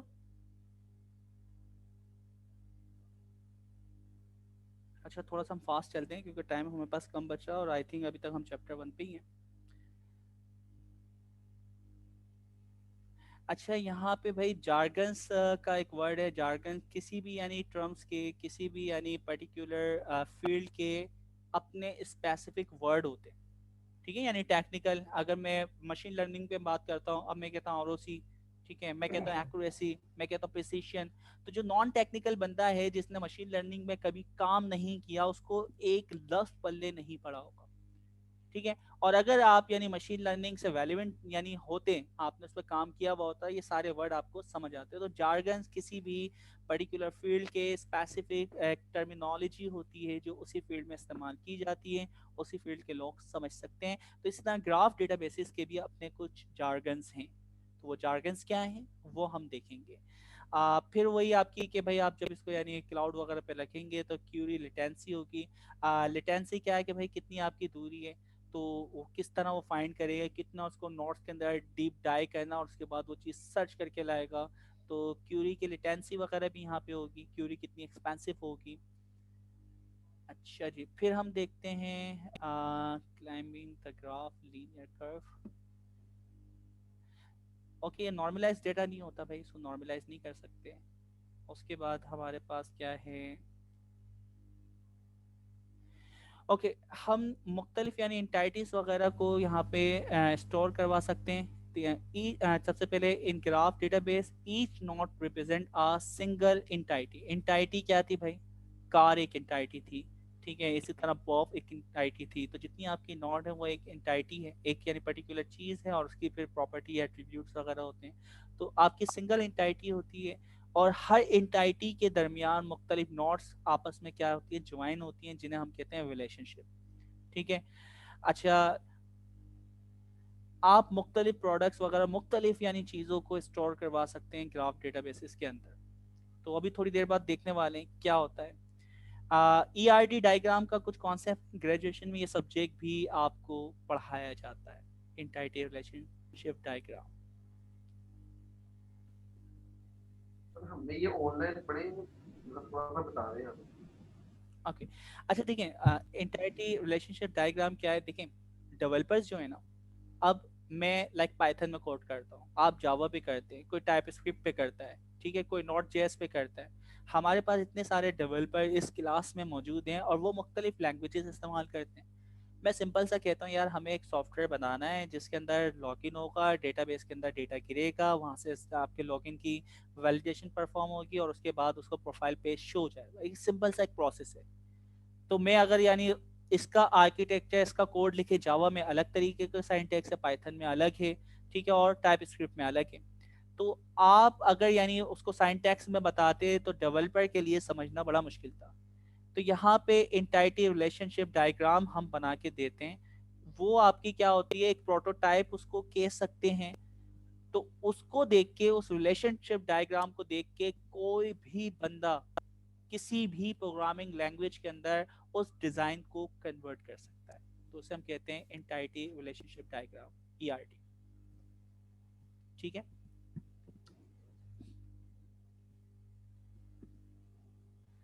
ओके जी। तो हमें पता चल गया भाई ग्राफ क्या होते हैं और एंटाइटी वगैरह क्या है, रिलेशनशिप क्या है, उसके क्या फायदे हैं। अब चैप्टर 2 के ऊपर हम चलते हैं और क्विक इसको सिर्फ गो थ्रू हम करेंगे, बाकी ताकि हम टेक्निकल की तरफ यानी आए कि क्यूरीज वगैरह चलती कैसे हैं, किस तरह आपकी डेटाबेसेस बनती हैं। तो हम क्या कर रहे हैं, अब जो आपने ये डायग्राम बनाई थी ना, अभी तो आपने एक छोटा सा यानी स्ट्रक्चर देखा था, हस्बैंड वाइफ और उसके एक बच्चे का, उनकी 2 गाड़ियां थी और उनका एक घर है, बस उनके दरमियान आपस में क्या रिलेशन बनते हैं। बहुत छोटा डेटा सेट था। अब कुछ डेटा सेट को हम कॉम्प्लेक्स करते हैं, कुछ डेटा सेट को हम बढ़ाते हैं और उसके क्या क्या रिलेशन होंगे, किस तरह वो बनेगी, किस तरह वो काम करेगी, तो ये हम चैप्टर 2 के अंदर थोड़ा सा डीप डाइव करने वाले हैं।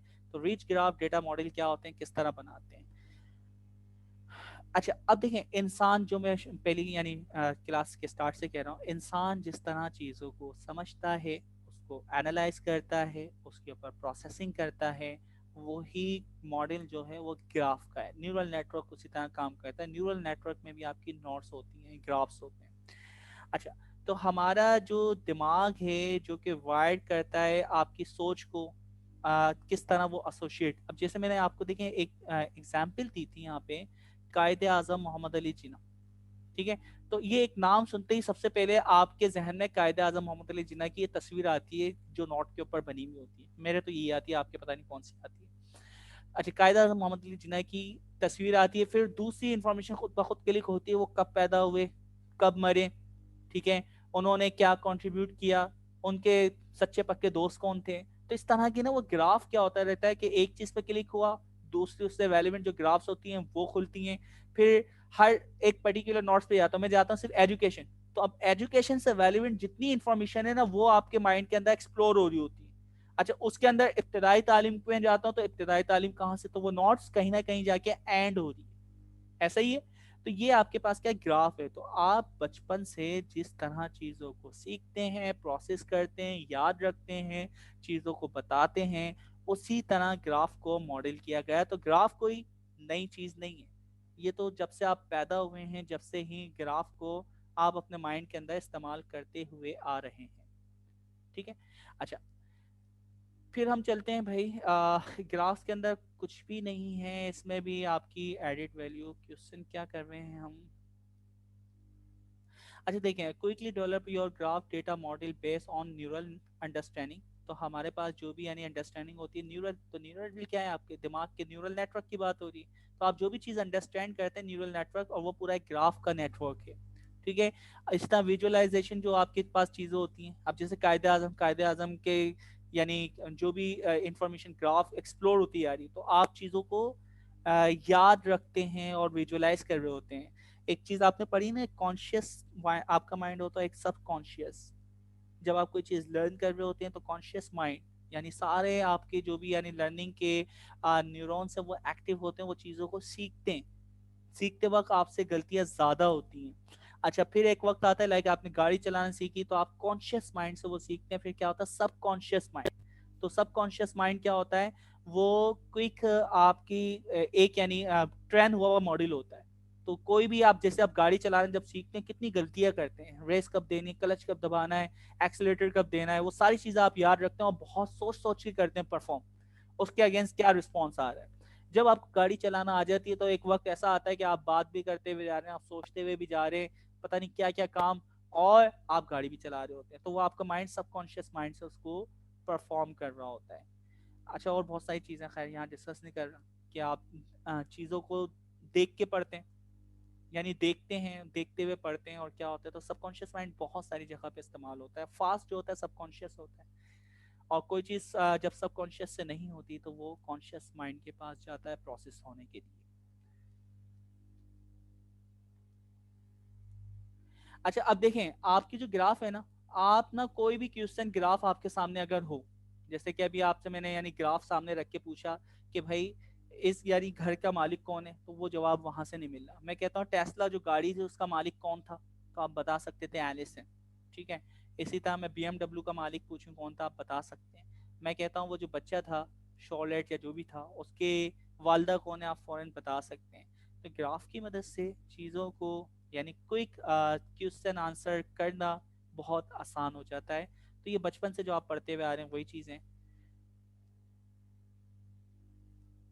सर एक बात, ये जितना भी डेटा होता है, जैसे हम सिर्फ नोट्स की बात करें, अभी हस्बैंड एंड वाइफ का जिक्र किया था, इनका इंडिविजुअल जो डेटा होगा वो उसमें टेबुलर फॉर्म में होगा। नहीं नहीं, नोट्स नहीं होगा, डिक्शनरी फॉर्म में और होगा। तो ये सब सारी नोट्स कहलाएंगी, क्योंकि बिल्कुल जैसे सारे अगर पास कार आई थी तो वो भी नोट्स होगी, यानी कि जितनी भी चीजें उनसे इंटरकनेक्ट होंगी वो सब नोट्स होंगी। तो बेसिकली वो एंटाइटी है, ऊपर उसने बताया था ना, एंटाइटीज हमारे पास है ना। तो एंटाइटीज का आपस में क्या रिलेशन है, पर्सन, कार, ठीक है, हाउस, और उनका जो चाइल्ड था वो एंटाइटीज थे। अब जैसे यहाँ पे देखें, हाँ जी, सर उनकी प्रॉपर्टीज का भी तो जिक्र किया था ना हमने, जैसे आपने कहा था कि अगर आप यूबीएल में जॉब करते हैं तो यूबीएल में आपने क्या क्या सर्विसेज दी तो ये आपकी प्रॉपर्टीज का हिस्सा हो, तो वो प्रॉपर्टीज क्या टेबलर फॉर्म में नहीं जाती, वो भी नोट्स में जाती है?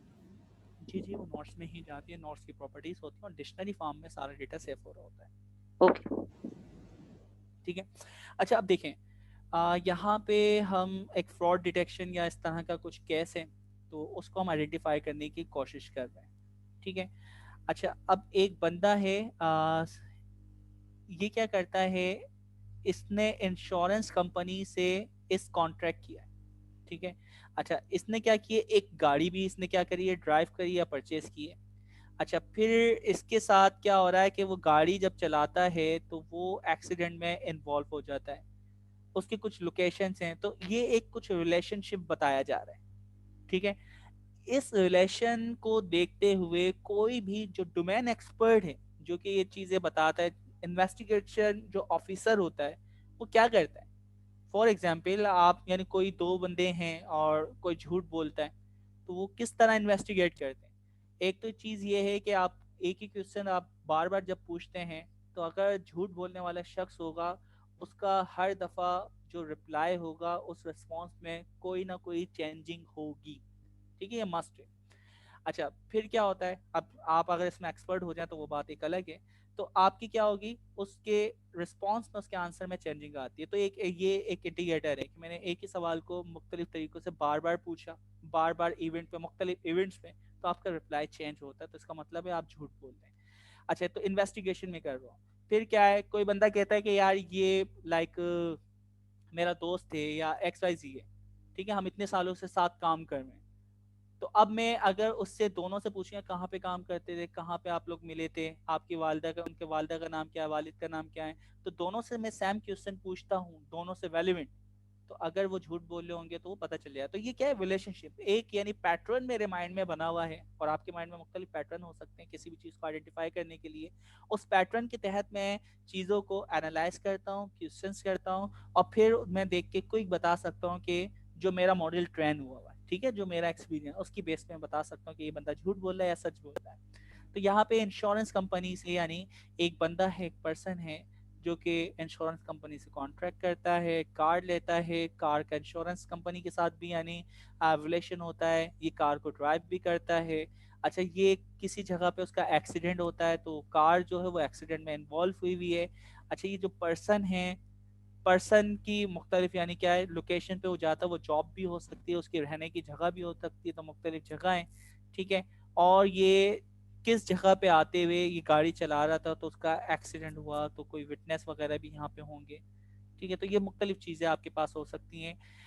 तो अब देखें इस रिलेशन को देख के जो भी फील्ड एक्सपर्ट होता यानी जो कि बताता कि यार ये कस्टमर जो है ये क्लेम कर रहा है एक्सीडेंट नहीं हुआ, ये बंदा अभी जॉब पे मौजूद है और ये कह रहा है कि एक्सीडेंट हो गया, तो कैसे एक्सीडेंट हो गया, गाड़ी कौन चला रहा था। ठीक है, तो वो सारे इसका डेली का पाथ ये था, ये इस पाथ पे क्या कर रहा है, नॉर्मली इस तरह की क्यों आ रही है, तो वो कुछ इन्वेस्टिगेशन के रूल होंगे। तो बेसिकली जब आप इन्वेस्टिगेट करते हैं आप भी अपने माइंड के अंदर ये ग्राफ ही बना रहे होते हैं। तो आप किसी भी चीज को सोच लें, आपके माइंड में एक इनिशियल पॉइंट कि भाई ये बंदा है, इसने ये तीन काम किए हैं, तो मैं जैसे जैसे चीज बोलता जा रहा हूँ वो आपके ग्राफ की नोट्स आपके माइंड पे ऐड होती जा रही हैं, और उन नोट्स का आपस में क्या रिलेशनशिप बनता जा रहा है वो आप बनाते जा रहे हैं। फिर उसको बैठ के आप एनालाइज करते हैं, देन आप उसको प्रोसेस करके बताते हैं कि यार ये इस बंदे ने जो भी क्लेम किया है वो सच है या फिर वो झूठ है। ठीक है, ऐसा ही होता है। ये मैं अपने एक्सपीरियंस के तौर पे बोल रहा हूँ, किताब में कहीं नहीं लिखा। Yes sir. ठीक है, तो आप लिटरली आप बचपन से अपनी कोई भी चीज उठा लें, चीजों को सीखना, किसी को समझाना, तो आप अगर किसी को समझा भी रहे होंगे तो आप भी क्या माइंड में नोट्स होगी कि भाई पहले ये काम करना है, फिर ये काम करना, उसके अंदर 3 चीजें ये करनी है, पहली चीज पे ये करना, दूसरी पे ये करना, तीसरी पे ये करना है। तो आपके माइंड में भी किसी चीज को समझाने के लिए भी एक ग्राफ बनता है और आप उस ग्राफ को ट्रेवर्स करते हुए एक एक चीज को एक्सप्लेन करते जा रहे हैं। तो आपके ग्राफ्स हैं, ग्राफ्स का आपस में रिलेशनशिप होता है और हर नोट्स की अपनी अपनी कुछ प्रॉपर्टीज होती हैं। तो ये 3 चीजें, इन 3 चीज की बेस के ऊपर पूरा आपका ग्राफ डेटाबेस इन्होंने बना दी है। तो ये आपका ग्राफ मॉडल है कार इंश्योरेंस का, इन्वेस्टिगेशन के लिए इस्तेमाल होगा, मुख्तलिफ जगहों पर हम इस्तेमाल कर सकते हैं। इंसान जो है बचपन से नेचुरली हम इसी तरह से सोचते हुए आ रहे हैं, तो इसलिए आपकी जो भी यानी कनेक्शंस हैं उनको डिफाइन करना, वो किस तरह काम कर रहे हैं, वो बहुत हमारे लिए आसान है। ठीक है, और देखिए मुख्तलिफ चीज़ें हो सकती हैं, लाइक ये आपके पास देखें कस्टमर 1, कस्टमर 2, कस्टमर 3, 3 कस्टमर है। ठीक है, ये पहला कस्टमर है, माउस से मैं क्लिक कर, अच्छा क्लिक तो नहीं हो रहा है, माउस आपको मूव होता हुआ दिख रहा है मेरा? Yes sir. ठीक है, तो कस्टमर 1 है, कस्टमर 1 का फ्रेंड कस्टमर 2 है, ये आपस में दोनों का एक दूसरे फ्रेंडशिप का रिलेशन है। कस्टमर 3 का भी कस्टमर 2 के साथ आपस में रिलेशनशिप है। अच्छा, अब एक चीज नोट करें कि कस्टमर 3 ने एक प्रोडक्ट खरीदा था, उस प्रोडक्ट का टाइप क्या थी आपकी, इन ईयर यानी हेडफोन वो परचेस कर रहा है, ब्रांड का नाम लिखा हुआ है, $99 का यानी $100 का इसने खरीदा। अच्छा, अब क्या किया, ये कस्टमर 1 फर्स्ट टाइम जाके वेब के ऊपर सर्च करता है हेडफोन। अच्छा, अब देखो इसने खुद डायरेक्टली फोन इस्तेमाल नहीं किया हेडफोन, ठीक है ना, इसके पास एक्सपीरियंस है। तो देखें रिकमेंडेशन इसने क्या किया, इससे देखें रिकमेंड बन सकता है, फ्रेंड ऑफ फ्रेंड ने वो चीज परचेज की हुई है। ठीक है, तो जो भी वो प्रोडक्ट था मैं इस कस्टमर को दिखा सकता हूँ, कस्टमर 1 को कस्टमर 3 ने जो खरीदा है। Yes sir. ठीक है, तो इस तरह आप रिकमेंडेशन इंजन वगैरह भी जो हैं, फ्रेंड्स ऑफ फ्रेंड्स का आपस में क्या रिलेशन है, उनके जो यानी एक चीज एक जैसी चीजें हैं जो ये बंदा सर्च कर रहा है, तो इस तरह के ग्राफ्स और जो आपके फ्रेंड्स ऑफ फ्रेंड्स के जो आपके सर्किल में एक्सपीरियंस लोगों ने गेन किया हुआ है, उसमें जो सबसे बेस्ट चीज हो उसको उठा के आपको मैं सजेस्ट कर सकता हूँ। देखिए रियल लाइफ में भी तो ये होता है ना, कम्युनिटी सिस्टम में आप कोई चीज परचेज करते हैं या कोई भी यानी काम करते हैं, तो आपके नेटवर्क में जो एक्सपर्ट लोग होते हैं आप उनसे राय लेते हैं उनकी, या फिर आप कम्युनिटी वॉर्ड के ऊपर डिसाइड करते हैं, या 2-3 बंदों से पूछा एक्सपर्ट से, उन्होंने कहा ये चीज़ ऐसे होना चाहिए, तो जिसके वॉर्ड सबसे ज़्यादा होते हैं वो करते हैं, या जो आपके दिल में आता है आप वही करते हैं। कोई कुछ भी कह ले, नासिया मत कर नसीहत दिल मेरा घबराए रे, उसको दुश्मन जानू मैं जो मुझे समझाए रे। तो ये तो होता ही है। ओके, तो ये रिकमेंडेशन इंजन और बहुत सारी चीज़ें आप यहाँ पे कर सकते हैं। ये टिप है, सॉरी अरे मैं कह रहा हूँ रिकमेंडेशन सिस्टम के लिए बड़ा अच्छा है। जी बिल्कुल तारिक, ये बहुत अच्छा है रिकमेंडेशन इंजन के लिए और बहुत आसानी से आप रिकमेंड कर सकते हैं। ठीक है, अच्छा और क्या है भाई, सप्लाई चेन के अंदर इसका बहुत यूज़फुल है। सप्लाई चेन के अंदर देखिए कौन सी चीज़ कहाँ है, किसके पास जाती है, कौन इसको परचेज करता है, किस डीलर से कितनी चीज़ें हमारी सेल होती है, कौन सा रीजन में सबसे ज़्यादा होती हैं, किस रीजन में सबसे ज़्यादा बिकने वाला कौन सा प्रोडक्ट है। तो मैं जैसा आपसे क्यूरी करता जाऊँगा, ग्राफ के ऊपर आप जाके क्विक मुझे बता सकते हैं, उसका रिस्पॉन्स कर सकते हैं, उसको क्विक रिस्पॉन्स कर सकते हैं। तो आपकी सप्लाई चेन मैनेजमेंट के अंदर ग्राफ डेटाबेसेस का बहुत अच्छा इस्तेमाल हो सकता है। तो यहाँ पे भी देखें ये यानी डेटा वेयर हाउस की वही वाली बात जो आप यानी देख रहे हैं कि लॉजिस्टिक कोई सामान है और इस सामान को हमें लाइक ये मुख्तलिफ देखें वेयर हाउस है, एक है ब्रिस्बेन में है, दूसरा है मेलबोर्न के अंदर। तो 2 हमारे पास डेटा वेयर हाउसेस हैं, और कोई डेटा वेयर हाउस है? ठीक है, 2 डेटा वेयर हाउस हैं। अच्छा, फिर हमारे पास देखिए कस्टमर कौन है, एक कस्टमर रोसा है यहाँ पे, दूसरा कस्टमर कार्ल वही यानी कर्ल है, और जेरेमी। तो नाम मुख्तलिफ प्रोडक्ट्स हैं। हमारे पास क्या है, ये सर्च कर रहे हैं, क्लासिफिकेशन क्या इन्होंने की, हेडफोन को सर्च किया। ठीक है, ये हेडफोन हमारे पास कहाँ पे स्टोर है, कहीं बता रहा है नहीं, टाइप यहाँ पे आई। अच्छा, ये स्टोर है कहाँ पे, ब्रिस्बेन में। ठीक है, तो अच्छा सिडनी में भी मुख्तलिफ लोकेशन है। ओके, तो अब देखें अगर ये बंदा रोसना या रोसा जो है, अगर ये हेडफोन टाइप करके ऑर्डर करती, ठीक है, ऑर्डर करने के बाद ये जो आपके पास ब्रांड है, ये जो हेडफोन है वो ब्रिस्बेन के अंदर रखा हुआ है, ब्रिस्बेन से ये डायरेक्टली यहाँ पे नहीं आ सकता। ब्रिस्बेन से इसको पहुँचाने का तरीका है कि आपको पहले मेलबोर्न के अंदर इसको शिफ्ट करना पड़ेगा, एक डेटा वेयर हाउस से दूसरे डेटा वेयर हाउस में पहुँचाना पड़ेगा, देन हम इसको डिलीवर कर सकते हैं। ठीक है, सबसे नियरेस्ट जो डेटा वेयर हाउस है वो यहाँ से हम राइडर को भेज सकते हैं। तो अब देखें, अगर मैं कहूँ कि यार ये ब्रिस्बेन का जो वेयर हाउस है, यहाँ से अगर मैं कोई चीज़ मेलबोर्न के वेयर हाउस में पहुँचाता हूँ तो हमारे पास मुख्तलिफ टाइम के यूनिट्स आ रहे हैं। ठीक है, तो सबसे कम टाइम किस में लगेगा, कोई मुझे बताएगा? सर फ्लाइट से। फ्लाइट से। अब ये इसको नहीं, जो फोर्ड लिखा हुआ है इसको हम आर्ट्स ले लेते हैं। ठीक है, तो अगर ब्रिस्बेन से मैं पहले ट्रेन से सिडनी पहुंचाऊं और फिर सिडनी से मैं या तो फिर ट्रेन से ही पहुंचाऊं या फिर मैं रोड से पहुंचाऊं, तो अगर मैं यहां से ये पाथ लेता हूं 16 + 10 तो आपके 26 घंटे लगते हैं। अच्छा, यहाँ से आपके 16 + 14 30 घंटे लगते हैं, रोड के जरिए पहुंचाऊंगा। और यहाँ से ब्रिस्बेन से फ्लाइट के जरिए हम पहुंचाते हैं तो डायरेक्टली 4 घंटे में। ठीक है, तो अब ये डिपेंड करता है कि आप शिपमेंट कॉस्ट क्या ले रहे हैं और कितना फास्ट आपको डिलीवर करना है। ठीक है, तो ये डिपेंड करता है भाई कॉस्ट क्या आ रही। अब ये कस्टमर के लिए, रोसा के लिए तो अच्छा है कि यार फ्लाइट से फटाफट चीज़ आ जाए, लेकिन जो आपकी चीज़ सेल कर रहे हैं उनके लिए सबसे सस्ता कौन सा पड़ेगा जिसमें टाइम सबसे ज़्यादा आ रहा है, मे बी, या हो सकता है ट्रेन वाला सस्ता पड़ रहा हो। ठीक है, तो हमें ये एनालाइज करना होगा कि भाई किसके पर्सपेक्टिव से आप सोच रहे हैं, ऑर्गेनाइजेशन के पैसे बचाने या रोशना कह रही कि मुझे 4 घंटे में, मुझे शाम में ये चीज़ चाहिए, जैसे भी दें, तो फिर हम किस तरह इसको यहाँ तक शिफ्ट करेंगे। तो ये आपको समझ आ रहा है, इसको देख के आपको यानी पहचान सकते हैं। Sir clear. ठीक है, तो ये इस तरह के ग्राफ्स हैं। तो ग्राफ के जरिए चीज़ों को, अब देखें, इसको समझने में आपको इतनी सी भी मुश्किल नहीं हुई। उसकी वजह क्या है, बुनियादी वजह, क्योंकि बचपन से आप इसी फॉर्मेट में तो सोचते हुए आ रहे हैं। इसने वही चीज़ यहाँ पे डिस्कस की है। ओके, चैप्टर 3 के अंदर ये अब आपकी कहाँ कहाँ यानी एप्लीकेशन है। देखिए, हम क्या करते हैं, ग्राफ डेटाबेसेस या तो इनिशियल शुरू से हम अपनी एक डेटाबेस बनाएं, उसके अंदर फील्ड रखें, कॉलम रखें, नोट्स रखें, यानी जो भी होती हैं। ठीक है ना, नोट्स है, उसके अंदर आपकी रिलेशनशिप है, कांस्टेंट है यानी स्कीमा है, और आपकी डेटाबेस बन जाती है। या फिर क्या होता है कि मैं माइग्रेट कर रहा होता हूँ, मेरी डेटाबेस पहले से बनी हुई है माइस्क्ल के ऊपर या कोई CSV फाइल है, तो हम उस डेटाबेस को ही, प्रेजेंट डेटाबेस को हम कन्वर्ट करना चाह रहे हैं ग्राफ डेटाबेस में, पॉसिबल है। ठीक है, उसके उस पर्टिकुलर स्ट्रक्चर में आपको डेटा देना होगा। दूसरा आपके पास क्या है, दो तरीके हैं, या तो भाई पहले से बनी हुई डेटाबेस को आप माइग्रेट करें, दूसरा तरीका आपके पास है आप इनिशियल, बिल्कुल इनिशियल से आप सोचते हुए एक आर्किटेक्चर बनाएं और फिर डेटाबेस बनाएं। ठीक है, तो हम दोनों तरीकों से देख लेंगे। तो पहला तरीका हम CSV के जरिए इंपोर्ट करवा सकते हैं, उसके ऊपर काम करेंगे। अच्छा, मैंने क्या किया, ये सारे नाम लिखे क्योंकि फाइल तो मौजूद थी नहीं, तो मैंने यहाँ पे क्या किया कि इस डेटाबेस को यहाँ पे मैंने सेव कर लिया है, आप लोग के साथ शेयर कर लूँ ताकि आप लोग के पास भी ये डेटा सेट आ जाए।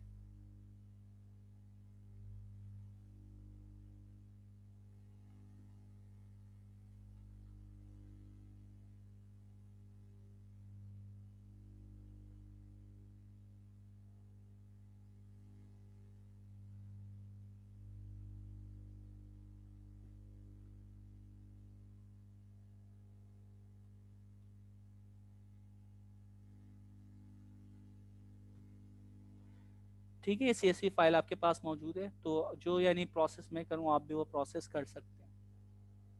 तो यकीनन ये थोड़ी देर बाद फाइल आपके पास आ जाएगी। ठीक है, चैट के अंदर सबके पास आ गई है। ओके, तो ये हमारे पास डेटा सेट है, सिंपल है भाई, बंदे हैं, प्रोडक्ट्स हैं और किस तारीख को सेल हो रहा है। ठीक है, अब मैं इसको ग्राफ में किस तरह कन्वर्ट कर सकता हूँ, किस तरह रिलेशनशिप बनाता हूँ, ये चीज़ें हम यहाँ पे देख सकते हैं।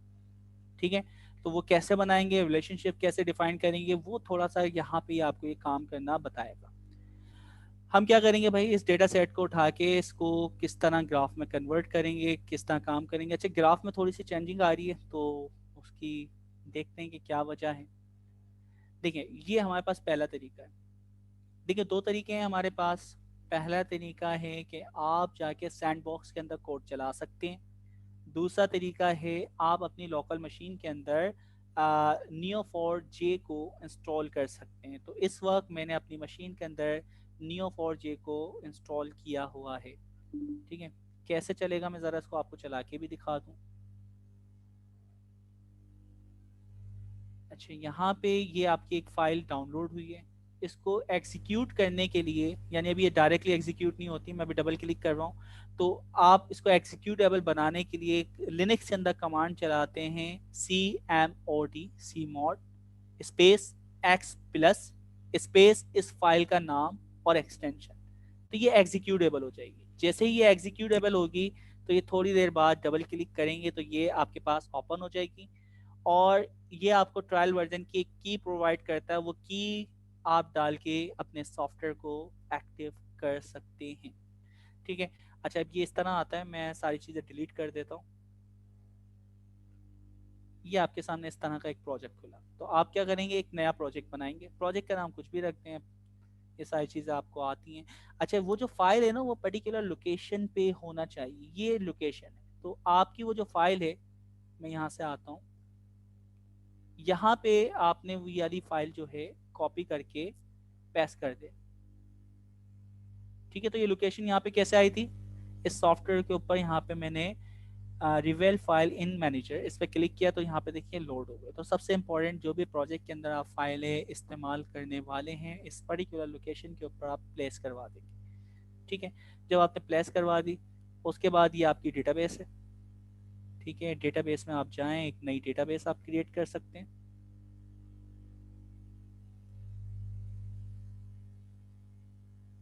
डेटाबेस,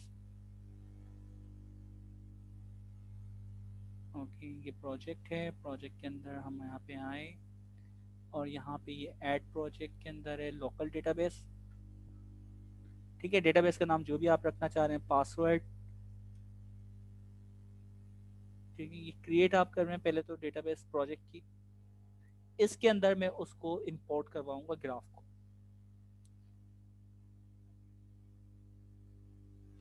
अच्छा, ये जो पाथ है ना, यहाँ से जाके ये डॉटेड जो दिख रहे हैं, यहाँ क्लिक करें और यहाँ पे कॉपी यूआरएल पाथ, क्योंकि मुझे पहले कोड कॉपी करना पड़ेगा। तो ये जैसे ही क्रिएट हो जाती है, थोड़ा सा टाइम लेती है। ठीक है, अब ये आपका इंजन यानी जो सर्वर है वो स्टार्ट हो जाएगा, स्टार्ट के बटन पे क्लिक करने पे। ठीक है, तो ये भी थोड़ा सा टाइम लेगी।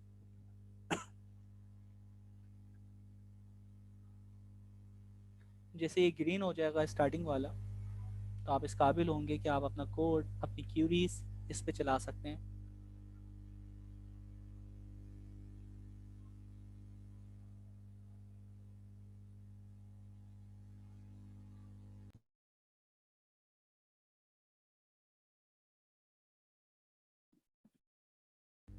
भैया ओके हो जाए, मैं फिर स्टार्ट कर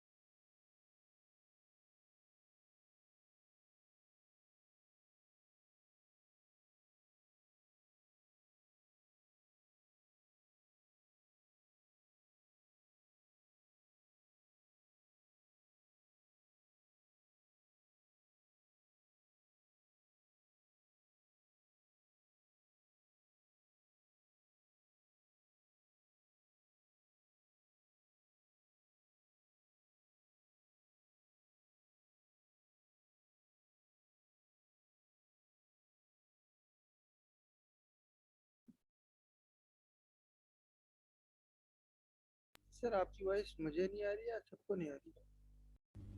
सॉरी यार, लिटरली मैंने माइक को म्यूट किया हुआ था और मैं काफी देर से यार इसको बता रहा था। सर मैं समझा कि आप कॉपी पेस्ट वगैरह कुछ इस तरह से कर रहे हैं। मैं काफी देर से बता रहा था, ये तो अच्छा हुआ आपने क्विक बोल दिया, वरना तो चले मैं रिपीट कर देता हूँ, नो इशू। अच्छा देखिए क्या किया हमने, हमारे पास एक फंक्शन है, उस फंक्शन का नाम है नोट CSV। ठीक है, नोट CSV विद हेडर, क्योंकि उस फाइल के अंदर CSV के अंदर हेडर भी। अब हमने कहा फ्रॉम के बाद यहाँ पे उस फाइल का पाथ जो कि मैं अभी कॉपी करूंगा, अच्छा उसको इंस्टेंस बना दिया CSV। अब इस CSV में अगर मैं ऊपर आऊं, ये इंस्टेंस बना हुआ, ये समझे जैसे डेटा फ्रेम होता है, डेटा फ्रेम बन गया। अब मैं कहता हूँ CSV में से पर्सन निकालो, तो CSV डॉट पर्सन। मैं कहता हूँ प्रोडक्ट निकालो, CSV डॉट प्रोडक्ट। और मैं कहता हूँ डेट निकालो, CSV डॉट डेट। तो इस तरह हम चीजों को निकाल सकते हैं। अब हम क्या करने वाले हैं ये देखें।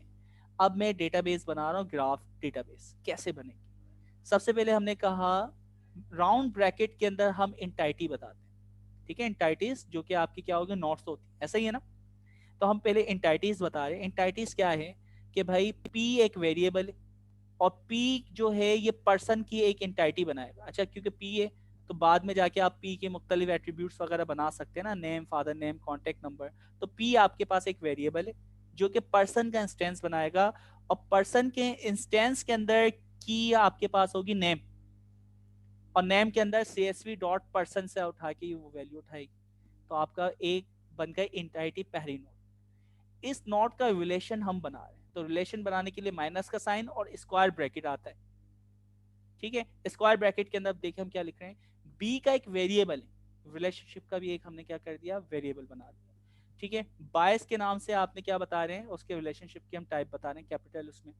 अच्छा फिर हम बता रहे हैं स्क्वायर ब्रैकेट में, क्योंकि उसकी प्रॉपर्टी बताते हैं, रिलेशन बताते हैं, और वो रिलेशन जो है डेट के नाम से होगा, और ये CSV की जो डेट है ना वो उठा लेगा। जैसे आप यहाँ पे देख सकते हैं, ये देख रहे हैं ना, रिलेशनशिप किसके नाम से था, बायस, और इसके ऊपर क्या है, डेट की बेस के ऊपर रिलेशन है। अच्छा फिर उसके बाद हम आगे चलते हैं, प्रोडक्ट। अब जो भी वो डेट है उस डेट के अगेंस्ट आप जाना और एक PR फॉर प्रोडक्ट का इंस्टेंस या एंटाइटी बनाना, और वहां से प्रोडक्ट का जो नाम है ना वो उठा के ले आना। और अगर आपकी रो सक्सेसफुली इंसर्ट हो जाती है तो आप क्या रिटर्न करोगे, इंपोर्ट सक्सेसफुल। Import success. कुछ और मैसेज भी आप लिखवा सकते हैं। अब देखिए मैं यही चीज कॉपी करता हूँ, यहाँ पे हम आए, ये ओपन करना पड़ेगा, टर्मिनल है जहाँ पे आप क्यूरीज चलाते हैं। ठीक है, ये आपके ऊपर टॉप के ऊपर जो डॉलर का साइन है ना, यहाँ पे आके उसको मैंने पैस कर दिया। ठीक है, पेस्ट हो गया। चेंजिंग क्या करनी है मुझे, इस फाइल का पाथ। ठीक है, तो फाइल का पाथ कैसे चेंज होगा, ये पाथ आ रहा है, यहाँ पे हम गए, कॉपी URL पाथ, पेस्ट, और मैं इस क्यूरी को चला देता हूँ। देख रहे हैं कितनी रो इंसर्ट हुई है, 12 के करीब आपके पास रोज हैं जो इंसर्ट हो गए। ठीक है, तो टेबलर फॉर्म में पहला इंपोर्ट, दूसरा, तो जिस तरह जुपिटर नोटबुक है ना, जुपिटर नोटबुक की तरह पहला सेल उसका आंसर आ गया। अच्छा और फिर बहुत सारी क्यूरी चलाने का तरीका है, सिंपल मैच जैसे सिलेक्ट होता है तो यहाँ पे आप फर्स्ट करें, सबसे पहली चीज लिखते हैं मैच। ठीक है, उसके अंदर हम वेरिएबल पास करते हैं। ठीक है, और उसके बाद रिटर्न का फंक्शन होता है जिसके अंदर जो चीजें वैल्यू या कॉलम्स होते हैं ना वो उनके नाम आप कह सकते हैं, या पूरा पूरा यानी ऑब्जेक्ट है वो हो सकता है। तो सिलेक्ट स्टैटिक वाला जो काम था ना, तो यहाँ पे मैच है, और कॉलम के नाम आप कह लें कि भाई लास्ट में आ रहे, या फिर इस ब्रैकेट के अंदर हम बताएंगे, थोड़ी देर बाद देखेंगे। तो अगर मैं इसको चलाता हूँ, ये देख रहे हैं, तो ये इस तरह करते हुए कुछ नोट्स वगैरह बना रहे हैं। अब ये क्या है इसको थोड़ी देर बाद देखते हैं भाई। तो ये देखें सेल बनते जा रहे हैं कि पहले सेल में क्या चला है उसका आंसर क्या है, दूसरे सेल में क्या चला है, इसी तरह तीसरा सेल, चौथा सेल, पांचवा सेल, जो भी आप करते जाएंगे वो ऐड होता जाएगा। अच्छा अब देखें चीजें हैं क्या इसके अंदर, हर एक बंदे का नाम है जो कि ऑरेंज में, और जो प्रोडक्ट वो खरीद रहा है उसका जो ताल्लुक है वो क्या, रेड सेल नॉट है। तो नॉट्स की यानी रिप्रेजेंटेशन कितनी आसान हो गई। अभी जो प्रॉब्लम है वो प्रॉब्लम क्या है कि भाई एक बंदा दो चीजें खरीद रहा था, लेकिन ये तो हर एक के साथ इंडिविजुअल वन रिलेशनशिप के ऊपर बना रहा है। ठीक है, तो इसको ये थोड़ा सा अब क्या करेंगे, इम्प्रूव करेंगे। इम्प्रूव कैसे करेंगे, इसी क्यूरी को ये उठाते हैं, मर्ज की क्यूरी को इस्तेमाल करेंगे। यही वाली नोट बनी है हमारी, ये भी यही कह रहा था, ठीक है, यही वाली नोट्स इसने बना के हमें दी। सर ये जो अभी आपने मैच एन वाली चलाई, ये वैसी है ना कि सिलेक्ट स्टैटिक करके जो हम चलाते हैं आरटीपीएमएस में? बिल्कुल बिल्कुल बिल्कुल। तो यहाँ पे थोड़ा सा बस सिंटैक्स चेंज हो गया ना, यहाँ पे मैच है, ठीक है, और उसके बाद यानी कुछ हमारे प्रॉपर्टी और वो एट्रीब्यूट्स वगैरह आते हैं। उसके बाद रिटर्न के बाद आपको जो चीज रिटर्न करनी होती है ना, यानी जो आप सिलेक्ट के बाद कॉलम्स के नाम लिखते हैं, वो समझे एंड के अंदर रिटर्न के बाद लिख रहे हैं, जो मैंने अपने माइंड में याद रखने के लिए रखा है। बाकी आप इसको और तरीके से याद रखना चाह रहे हैं, it's totally up to you, ठीक है, जरूरी नहीं जिस तरह मैं सोच रहा हूँ आप भी उसी तरह सोचें। अच्छा जी, तो हम आगे चलते हैं भाई, आपने इंपोर्ट करवा लिया, इसने डार्क और लाइट ग्रे के अंदर इसने डिस्प्ले किया था, यहाँ पे रिप्रेजेंटेशन थोड़ी सी चेंज हो गई, ऑरेंज और रेड, ठीक है, तो अब ये इसकी रिप्रेजेंटेशन का वो है। अच्छा देखिए, आप जो भी क्यूरी चलाते हैं ना, उस क्यूरी के अगेंस्ट आप उसकी ग्राफ देखना चाह रहे हैं, टैब पे क्लिक कर दें, आप उसको टेबलर फॉर्म में देखना चाह रहे हैं तो ये टेबलर फॉर्म में आपको दिखा रहा है, ठीक है, और अगर आप टेक्स्ट फॉर्म में देखना चाह रहे हैं तो ये टेक्स्ट फॉर्म में आपको दिखा रहा है, ठीक है, और इसका कंसोल में दिखा रहा है, नहीं भाई कंसोल में नहीं है। तो ये हमारे पास इतने सारे तरीके हैं, ग्राफ भाग गया, ये रहा ग्राफ, सॉरी, ठीक है, तो ये हमारे पास विजुअलाइजेशन की चीजें हैं, तो ये आपके पास क्यूरी लिखने का तरीका होता है। अच्छा, अब मैं इस क्यूरी को थोड़ा सा और रिफाइन करता हूँ, डेटा दोबारा से रीलोड करता हूँ, ठीक है, रीलोड करते हुए क्या चेंजिंग आएगी इसके अंदर, बताएं क्या चेंज होना है? बस sir URL change. URL change होना है, ठीक है, तो हम यहाँ से आते हैं, कॉपी करते हैं यूआरएल को, यहाँ पे आके पेस्ट करते हैं, देन एग्जीक्यूट करते हैं, ठीक है, इंपोर्ट हो गया। अब दोबारा से क्यूरी चलाऊं, क्या होगी क्यूरी? मैच जी मैच मैच, ठीक है, एक फंक्शन, ये नोट्स का नाम होता है, इंटाइटीज, तो हमने एन एक वेरिएबल बना दिया और उस एन को ही मैंने क्या कर दिया, रिटर्न रिटर्न कर दिया। चलाते हैं क्यूरी को, आप देख रहे हैं थोड़ा सा कॉम्प्लेक्स का रिलेशनशिप बन रहा है, क्या बात है। अच्छा ये मूव भी हो जाता है, ये बड़ा अच्छा है, तो मुझे नहीं पता था, ठीक है, तो आप उनको दूर दूर करते हुए भी चीजें देख सकते हैं। मैं कह रहा हूँ भाई कंप्यूटर से रेलिवेंट मुझे बताओ, तो ये कंप्यूटर का रिलेशन जो है, कंप्यूटर कितने लोगों ने खरीदा है, ठीक है, फोन कितने लोगों ने खरीदा है, तो ये आपको पता चल रहा है, बोर्ड कितने लोगों ने खरीदी है, ठीक है, फिटनेस इक्विपमेंट कितने लोग खरीदते हैं, बाइक कितने लोग खरीदते हैं, सही है, टैबलेट सिर्फ एक ही बंदे ने सर खरीदी। ये मेन नोड किधर गया है? कौन सी मैन नोट, सॉरी कौन सी मैन नोट? सर जस्ट हम लोग ठीक हो गया, नहीं सर वो चीज ठीक। ठीक है, तो हमें ये पता चला कि रेड वाले आपके प्रोडक्ट्स हैं, ऑरेंज वाले आपके कस्टमर्स हैं, ठीक है, और मैं अगर पूछूं सबसे ज्यादा बिकने वाला प्रोडक्ट कौन सा है? कंप्यूटर है सर। कंप्यूटर है, और फिर कंप्यूटर के बाद आपकी बोर्ड, बाकी दो दो ही चीजें बिक रही हैं। अच्छा जी, अच्छा, और इसको नेटवर्क और अभी हम एनालाइज कर सकते हैं, अभी तो क्यूरी लगाना हम सीख सर रहे एक हैं। कोड की मदद से एनालाइज कर सकते हैं ना? जी जी, हम कोड की मदद से तो करेंगे ये सारी, मैं कह रहा हूँ सबसे ज्यादा बिकने वाली चीज कौन सी है, कौन से रीजन में बिकती है, किसने सबसे ज्यादा चीजें खरीदी हैं, किसने सबसे कम खरीदी है, तो वो सारी चीजें आप ये नोट्स को देख के ही तो मुझे बताते हैं, ऐसा ही है ना? सर अभी तो हम देख के बता रहे हैं, अगर हम ऐसा लिखे कोई कोड लिखे कि भाई आप लिख के बताएं तो बताएं। अभी हम क्यूरी पे जाएंगे ना जनाब, अभी तो हम ये सिर्फ देख रहे हैं, ग्राफ को देख के ही मुझे देखें, क्यूरी करने की जरूरत नहीं पड़ रही, आप देख के ही मुझे बता सकते हैं, और यही टेबलर डेटा होता है, ये रिलेशनल डेटाबेस होता है, यही नो एसक्यूएल होता, तो क्या मुझे आप इतनी जल्दी से बता सकते हैं? अच्छा काइंडली अपने अपने माइक म्यूट कर लें, असल में आप लोग की ना बैकग्राउंड नॉइस आ रही होती है, आपको नहीं आ रही होती, प्लीज।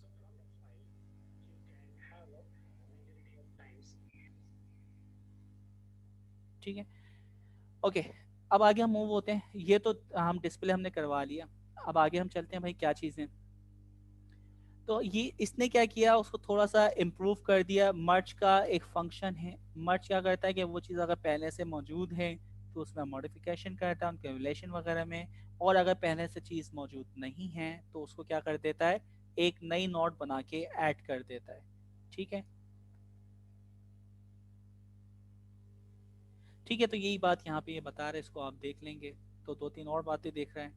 कि क्या है। इसने इस तरह की नोट्स बनाई थी, ठीक है, तो इसकी नोट्स में क्या फ़र्क है, किस तरह बन रही है, तो सर हमारी थोड़ी ये हमारी डुप्लीकेट भी आ रही थी और शायद आपने सर वो एक क्यूरी चलाई हुई थी और उसी के ऊपर चला दी, शायद उस वजह से वैसा बना था। मोस्ट प्रोबेबली हो सकता है, ठीक है, शायद हो। क्योंकि सर उसमें डुप्लीकेट्स भी आ रहा था ना फोन की, जब मर्ज कर रहे हैं तो फोन तो या तो फिर कोई भी एक वो है, वो तो एक ही मर्तबा आना चाहिए, फोन हो, टैबलेट हो या तो फिर कंप्यूटर हो। अच्छा, इसका एक हल हम करके देखते हैं। इसको मैं टर्मिनल करके स्टॉप करते हैं।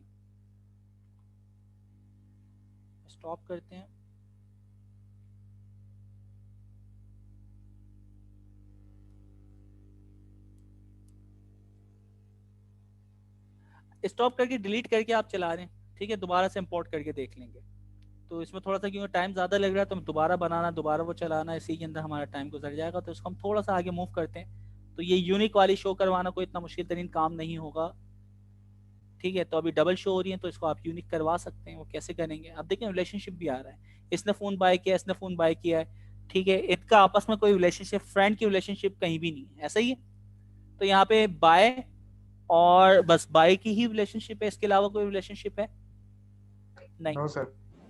ठीक है। तो बस ये रिलेशनशिप है। ये स्टॉप हो गया सर्वर, यहाँ से आप इसको डिलीट करके दोबारा से चलाना चाह रहे हैं। तो खैर मैं नहीं चला रहा, आप लोग चला के ये मुझे बताएंगे कि दोबारा इंपोर्ट करके क्या हो रहा है। तो अभी हम इसको क्यूरी को चलने देते हैं। अच्छा, ये जुपिटर नोटबुक है भाई, बिल्कुल देखें जितने आपने कोड चलाए हैं सारे के सारे यहाँ पे एज अ सेल ऐड होते जा रहे हैं। तो ये भी बड़ा अच्छा मुझे लग रहा है क्योंकि आप पहले ही फैमिलियर हैं जुपिटर नोटबुक से। दो तरीके हैं, ऑफलाइन इंपोर्ट कर सकते हैं, ऑनलाइन इंपोर्ट कर सकते हैं। तो ऑनलाइन ऑफलाइन का मुझे बताने की शायद ज़रूरत नहीं है। चैप्टर 4 की तरफ आते हैं, इंपॉर्टेंट चीज़ें देखते हैं। इंपोर्ट करवाना आपको आ गया, इंपोर्ट करवाना इतना मुश्किल तरीन काम नहीं है।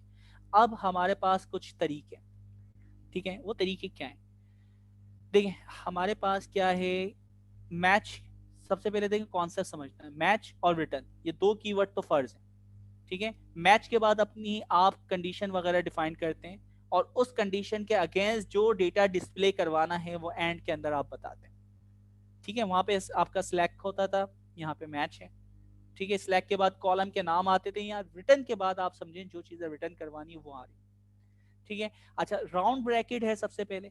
राउंड ब्रैकेट डिफाइन करता है आपकी नोट, कि भाई ये नोट है, उस नोट का नाम आप ये रखेंगे, ठीक है, और उसमें से कौन सी प्रॉपर्टी निकालेंगे। फिर उसके बाद नोट के बाद माइनस का साइन लगा के स्क्वायर ब्रैकेट आता है। स्क्वायर ब्रैकेट के अंदर आप बताते हैं, क्या बताते हैं दोस्तों, रिलेशन की टाइप, ठीक है।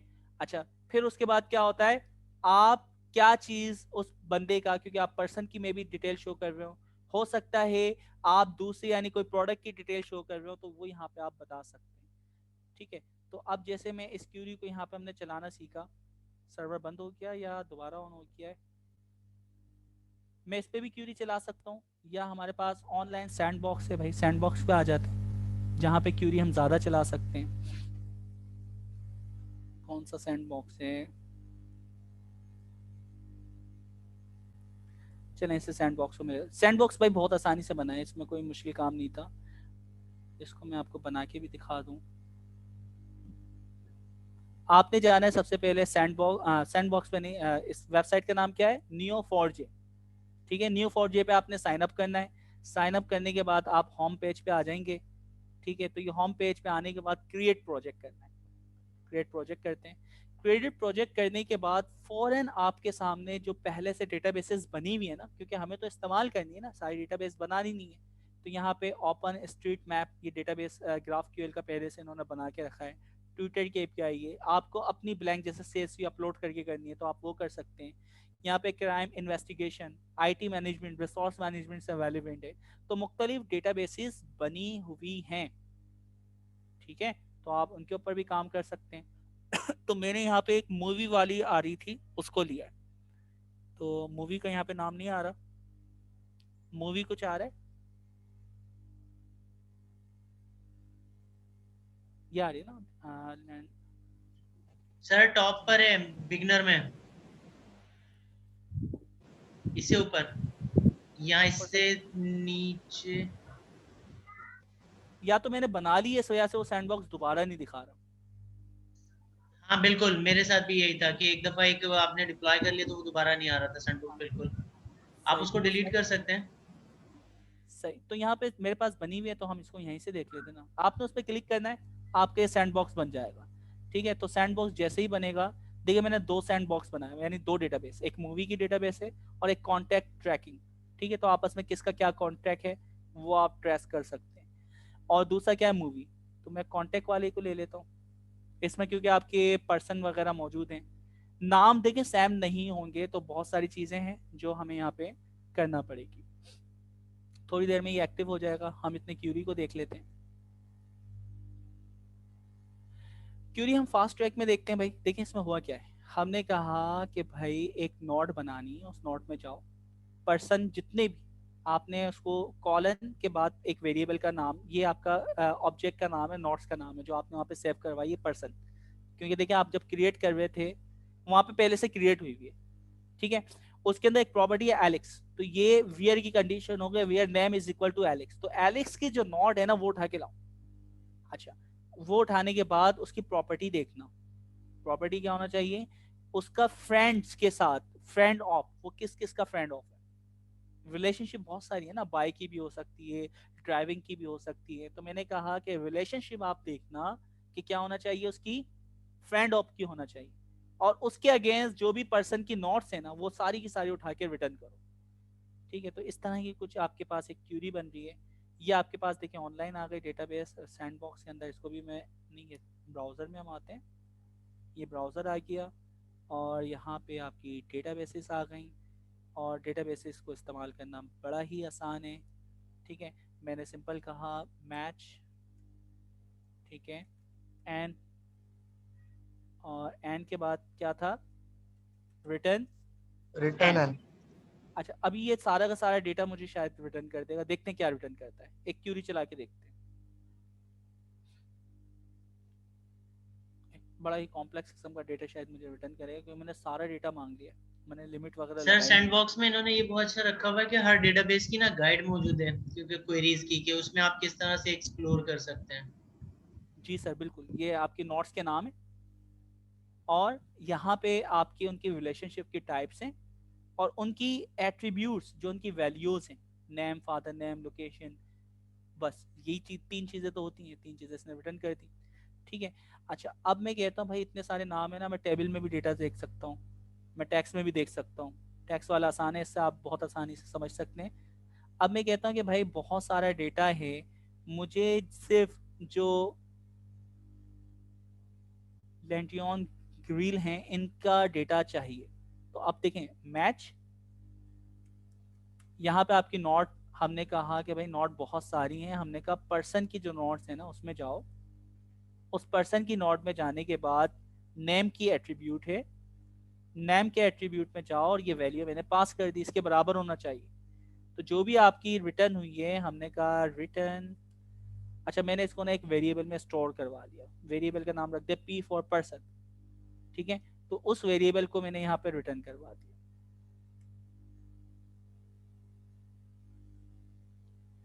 ठीक है, टेबलर फॉर्म में आ गया, ग्राफ फॉर्म में आ गया, जिस फॉर्म में आप लेना चाह रहे हैं उस फॉर्म में वो आ सकता है। अच्छा, अब जैसे इन्होंने यहाँ पे कंडीशन बनाई हुई है, तो कोई मुझे कंडीशन, जैसे इन्होंने क्या बनाई है कंडीशन किताब में, हमने कहा कि भाई रिलेशनशिप क्या है, रिलेशनशिप क्या बन रहा है, पर्सन एलेक्स है, उसका डेटा निकालो, उसका रिलेशनशिप पर्सन के किसी के साथ बन रहा है, और पर्सन का ये डेटा निकालें, लेकिन वो रिलेशनशिप किसके साथ बन रहा है, फ्रेंड हो। ठीक है, क्योंकि ये डेटाबेस इसमें नहीं है तो इस वजह से भाई हम दूसरी डेटाबेस के ऊपर काम कर रहे हैं। तो ये इस तरह की कोई क्यूरी मुझसे बनवा सकता है। यहाँ पे देखें कैसे बन सकती है क्यूरी। हमारे पास देखें रिलेशनशिप है। अच्छा, पहले तो हमें सारा डेटा देखना पड़ेगा, या पर्सन है 25 की लिमिट। अच्छा ये बड़ा अच्छा है, तो ये पर्सन का जो डेटा है, पर्सन के डेटा में नेम है, हेल्थ है, आईडी है, और क्या है, कंफर्म टाइम है, एड्रेस है। ठीक है, और एड्रेस के अंदर एक्स और वाई कोऑर्डिनेट है। तो इसका मतलब है एड्रेस जो है वो प्लस है, प्लस के साथ कुछ शायद रिलेशन बन सकता है। ठीक है, तो प्लेस के अंदर अगर हम देखते हैं, नेम प्लेस है, उसकी आईडी है, और क्या है, होम लोकेशन। पर्सन की भी होम लोकेशन थी।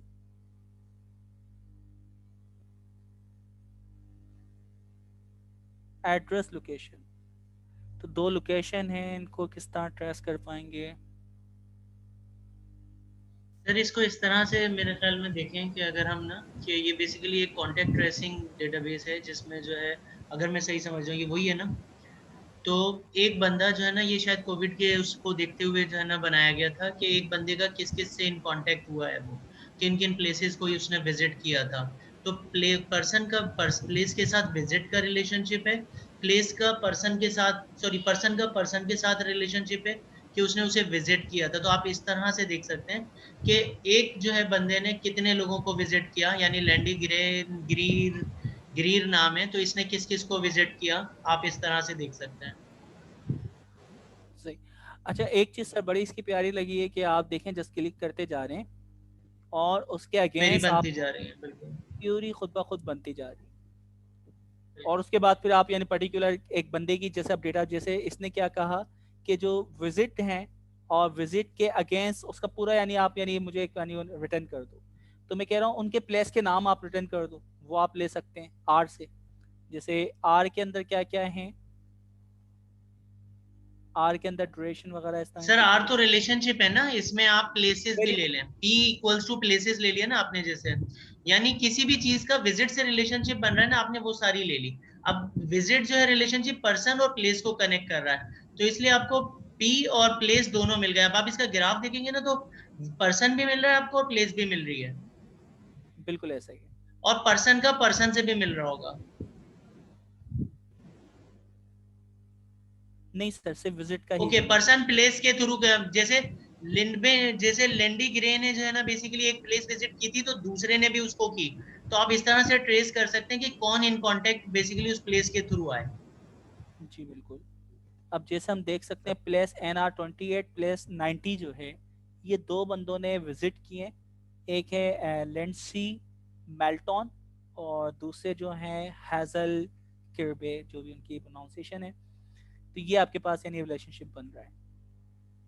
ठीक है, तो कौन कितनी कितनी जगह, तो यानी देखा जाए, क्योंकि सिर्फ हम 25 का डेटा देख रहे हैं ना, तो आप चाहें तो यहाँ पे आके क्लिक करें।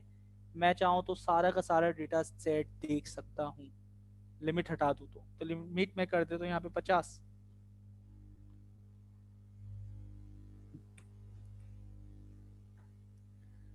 अच्छा, जितना देखें मैं बढ़ाते आऊँगा ना डेटा, उतना कॉम्प्लेक्स। लेफ्ट साइड के ऊपर माइनस और प्लस के बटन भी दिए हुए।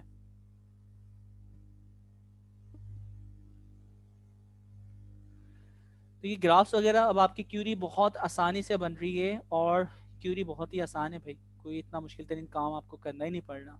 पी के अंदर पर्सन से रेलिवेंट जो भी आपके एट्रीब्यूट्स आपको चाहिए। अब मैं कहता हूँ कि भाई एक पर्टिकुलर एक बंदे का डेटा उठाओ, ठीक है, उस बंदे का नाम मैं उठा लेता हूँ, लैंडियन गैरी। ठीक है, तो यहाँ पे हम आते हैं,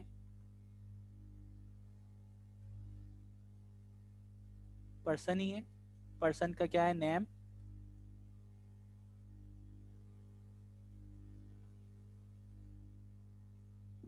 उम्मीद करता हूँ क्यूरी इसने किस किस प्लेस पे किया है, ऐसा ही।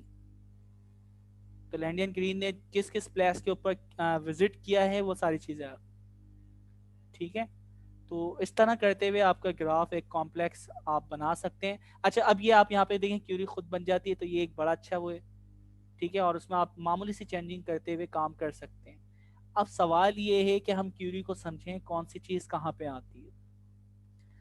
अच्छा, हम 5 मिनट क्लास को और एक्सटेंड करेंगे, क्योंकि हमारा टाइम थोड़ा सा ऊपर हो गया है, और फिर हम क्लास को ना एंड करते हैं। सिर्फ ऊपर लेवल से हम देखेंगे कि यार ये स्लैक वगैरह की जो वियर वगैरह की कंडीशन लगाते हैं, वो यहाँ पे किस तरह इम्प्लीमेंट हो रही है। उसके बाद आप खुद एक्सप्लोर कर सकते हैं। मैच है, रिटर्न है, ये दो इंपॉर्टेंट चीज़ है।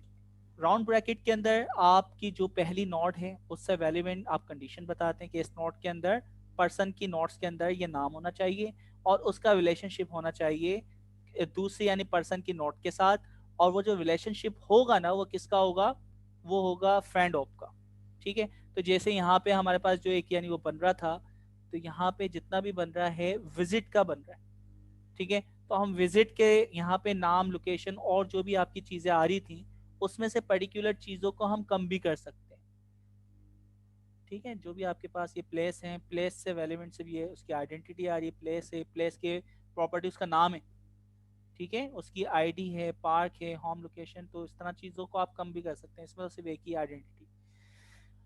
ओके जी, तो यहाँ समझने का मकसद ये है कि आप रिलेशनशिप जो है वो बताएंगे और उसके बाद आपको किस ऑब्जेक्ट, देखिए 2 ऑब्जेक्ट बनेंगे कि आपका पर्सन के साथ ही तो एक ही ऑब्जेक्ट है, तो हमने कहा उस पूरे पर्सन को रिटर्न कर दो जो कि एलिस के फ्रेंड ऑप्स के अंदर शामिल है। ठीक है, जैसे यहाँ पे हमने कहा कि वो सारे प्लेसेस शो कर दो जो कि लैंड्रियन कैरिल ने विजिट की। इसमें क्या क्या चीज़ है, इसमें पहले राउंड ब्रैकेट के अंदर आप अपनी नोट्स बताते हैं, उससे रेलिवेंट आपकी यानी चीज़ें होती हैं। स्क्वायर ब्रैकेट के अंदर आप बताते हैं आपके रिलेशन टाइप, और फिर दोबारा ग्रेटर देन, माइनस और ग्रेटर देन का जो साइन है, इसके बाद जो आपके पास राउंड ब्रैकेट आता है इसके अंदर दूसरे ऑब्जेक्ट या किसी भी ऑब्जेक्ट से कौन कौन सी चीज़ें रिटर्न करनी है वो बतानी है, और कौन सा वेरिएबल फाइनली आपको रिटर्न करना है वो रिटर्न के बाद आप बताते हैं। ठीक है, तो अब जैसे इसने यहाँ पे कंडीशंस मुख्तलिफ बनाई हैं, वो जो डेटा इसने निकाला है वो चीज़ है। अच्छा, ये जो है इसने रिलेशनशिप के अंदर स्टेरिक 1.2 1.2 जो है ये डैप बताता है। मैं कह रहा हूँ फ्रेंड ऑफ फ्रेंड बताओ। ठीक है, यानी अभी हमने सबसे पहले ग्राफ बनाया था कि कासिम और सर इनाम ये दोनों फ्रेंड हैं। ठीक है, तो अब क्या हुआ, कासिम जो है तुफैल के साथ फ्रेंडशिप में नहीं था। ठीक है, तो मैं कह रहा हूँ कि यार मुझे फ्रेंड ऑफ फ्रेंड दिखाओ ताकि मैं मेरे पास सजेशन आए कि कासिम किन किन लोगों से दोस्ती कर सकता है। तो मेरे फ्रेंड्स ऑफ फ्रेंड्स जो हैं उनकी अगर मेरे पास लिस्ट आए तो मैं उनको जानता हूँ और उनको मैं फ्रेंड रिक्वेस्ट भेज सकता हूँ। तो यहाँ पे सिंपल सी कंडीशन लगाई, वो कंडीशन क्या है कि भाई एक वेरिएबल बना दो ए, उसमें पर्सन होगा। ठीक है, तो पर्सन का जो भी डिटेल है उसका name, father name, contact number, वो आएगा ए डॉट करके। उसके बाद हमने करा कि भाई उसका रिलेशनशिप होना चाहिए फ्रेंड ऑफ का, और उसकी जो डैप है यानी वो एक फ्रेंड छोड़ के 2 फ्रेंड छोड़ के, तो फ्रेंड ऑफ फ्रेंड की जो भी लिस्ट है ना वो पूरी की पूरी लिस्ट रिटर्न करना, लिस्ट के अंदर पूरी डिटेल होगी उस बंदे की। और एक मेहरबानी करना वियर के बाद मैं बता रहा हूं कि ए नॉट इक्वल टू पी, तो पी आपकी वो फ्रेंड की लिस्ट है और ए जो है आप क्या है खुद है। ठीक है, तो आप क्या कर रहे हैं, मैं खुद शामिल ना हूं, तो मैं एलेक्स को उसको फ्रेंड की सजेशन देना चाह रहा हूं, लेकिन उस सजेशन में ये अपने आप को फ्रेंड रिक्वेस्ट भेजे, ऐसा नहीं होना चाहिए। तो ये सिंपल आपने कंडीशन लगाई है और फाइनली आप क्या रिटर्न करवा रहे हैं, पी। पी के अंदर जो आपके फ्रेंड्स और फ्रेंड की लिस्ट है वो है, ए के अंदर आप खुद है। तो ये क्यूरी भी समझ आ गई या इसमें कोई मुश्किल है? स्टेरिक 1.2 ये डैप बताई जा रही है जी दोस्तों। सर यानी कि जब ये रिटर्न करेगा तो उसमें एलिस इंक्लूड नहीं होगा?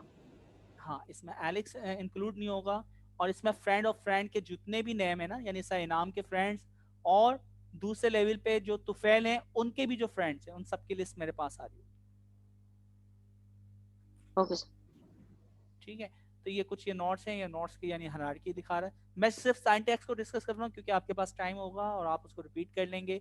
यहाँ भी फ्रेंड ऑफ फ्रेंड्स हैं वो आप शो करो, और दूसरा रिलेशन उन दोस्तों ने जो चीजें परचेज किया ना उन प्रोडक्ट के नाम शो करो।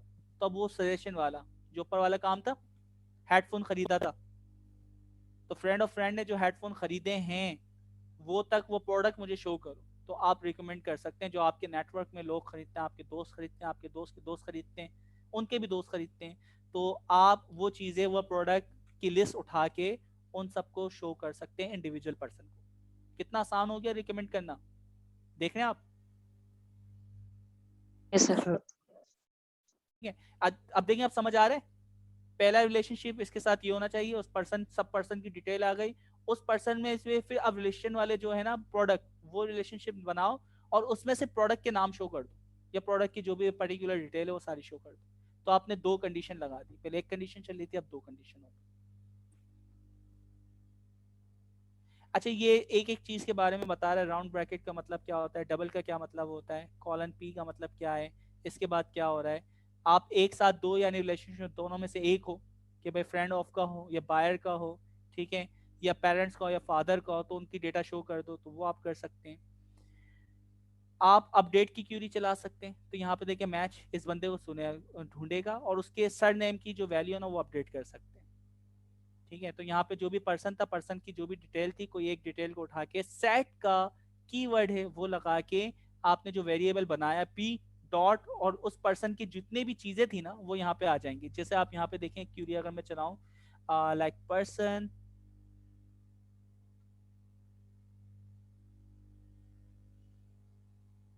पर्सन की क्यूरी कैसे चलेगी दोस्तों यार, ये पर्सन, ठीक है पर्सन ही है, 25 बंदों को शो कर रहा है। यहाँ पे टैबुलर डेटा में हम देख सकते हैं। ओके, तो पर्सन में ये आपके पास नाम आ रहा है, नाम आ रहा है और हेल्थ स्टेटस ये इल है। मैंने कहा इसको आप हेल्दी कर दो, तो कैसे होगा, सिंपल, हमने कहा मैच, ठीक है, मैच के बाद हमने कहा एन, पी बोला था, पी फॉर पर्सन का होगा, पर्सन का नेम ये होगा। अच्छा ये नेम भाई सही से उठाएं, ठीक है ये नेम होगा। उसके बाद आपने कहा सेट, सेट के बाद आपने कहा पी डॉट हेल्थ स्टेटस, आपने कहा कॉलन इक्वल के बाद हेल्थी, ठीक है, और ये आपने क्यूरी को एग्जीक्यूट कर दिया। नो चेंज, क्यों भाई? Sir set capital, set, set किताब में यही है, set name equal single quote के अंदर वैल्यू पास है, नेम है रोशना।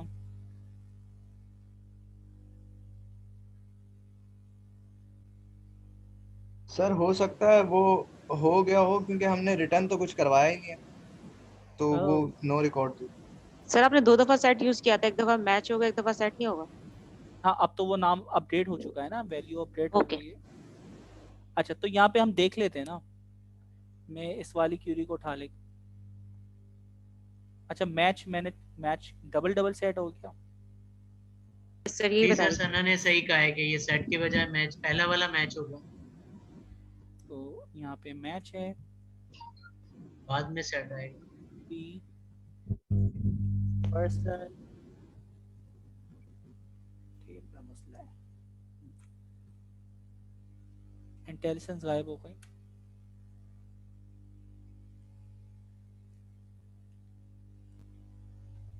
ठीक है, अच्छा क्यूरी खैर आपको समझ आ गई ना, बस ठीक है हम चलते हैं। सिंपल सी क्यूरी आप चला लेंगे, मैच आएगा, उसके बाद आपने एक वेरिएबल इसकी नॉट उठानी है, उस नॉट की जो प्रॉपर्टी है वो चेंज कर देनी है, तो सेट की कीवर्ड से हो रही है।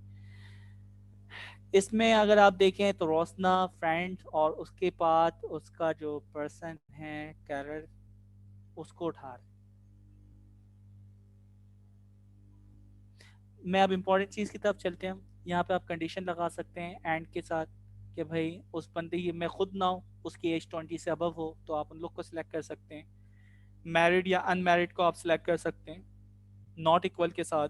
ये कुछ कंडीशन है, इसको आप थोड़ा देख लीजिएगा। एग्रीगेट फंक्शन काउंट का, मिन का, मैक्स का, एवरेज का, ये एग्रीगेट फंक्शन भी आप लगा सकते हैं। तो इसको आप लोग थोड़ी सी खुद से प्रैक्टिस करेंगे, ठीक है। आप उसको ग्रुप बाय भी कर सकते हैं ऑर्डर, डिसेंडिंग ऑर्डर वगैरह में। तो ये आपके पास चैप्टर 4 है, बड़ा इंपॉर्टेंट है, आप इसको देख सकते हैं।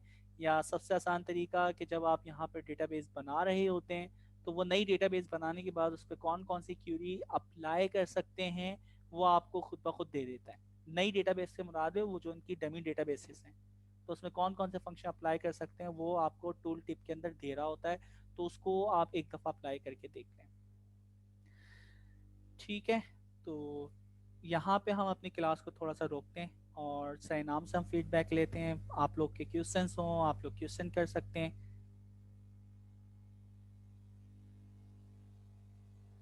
कोई चीज़ मुश्किल लगी हो।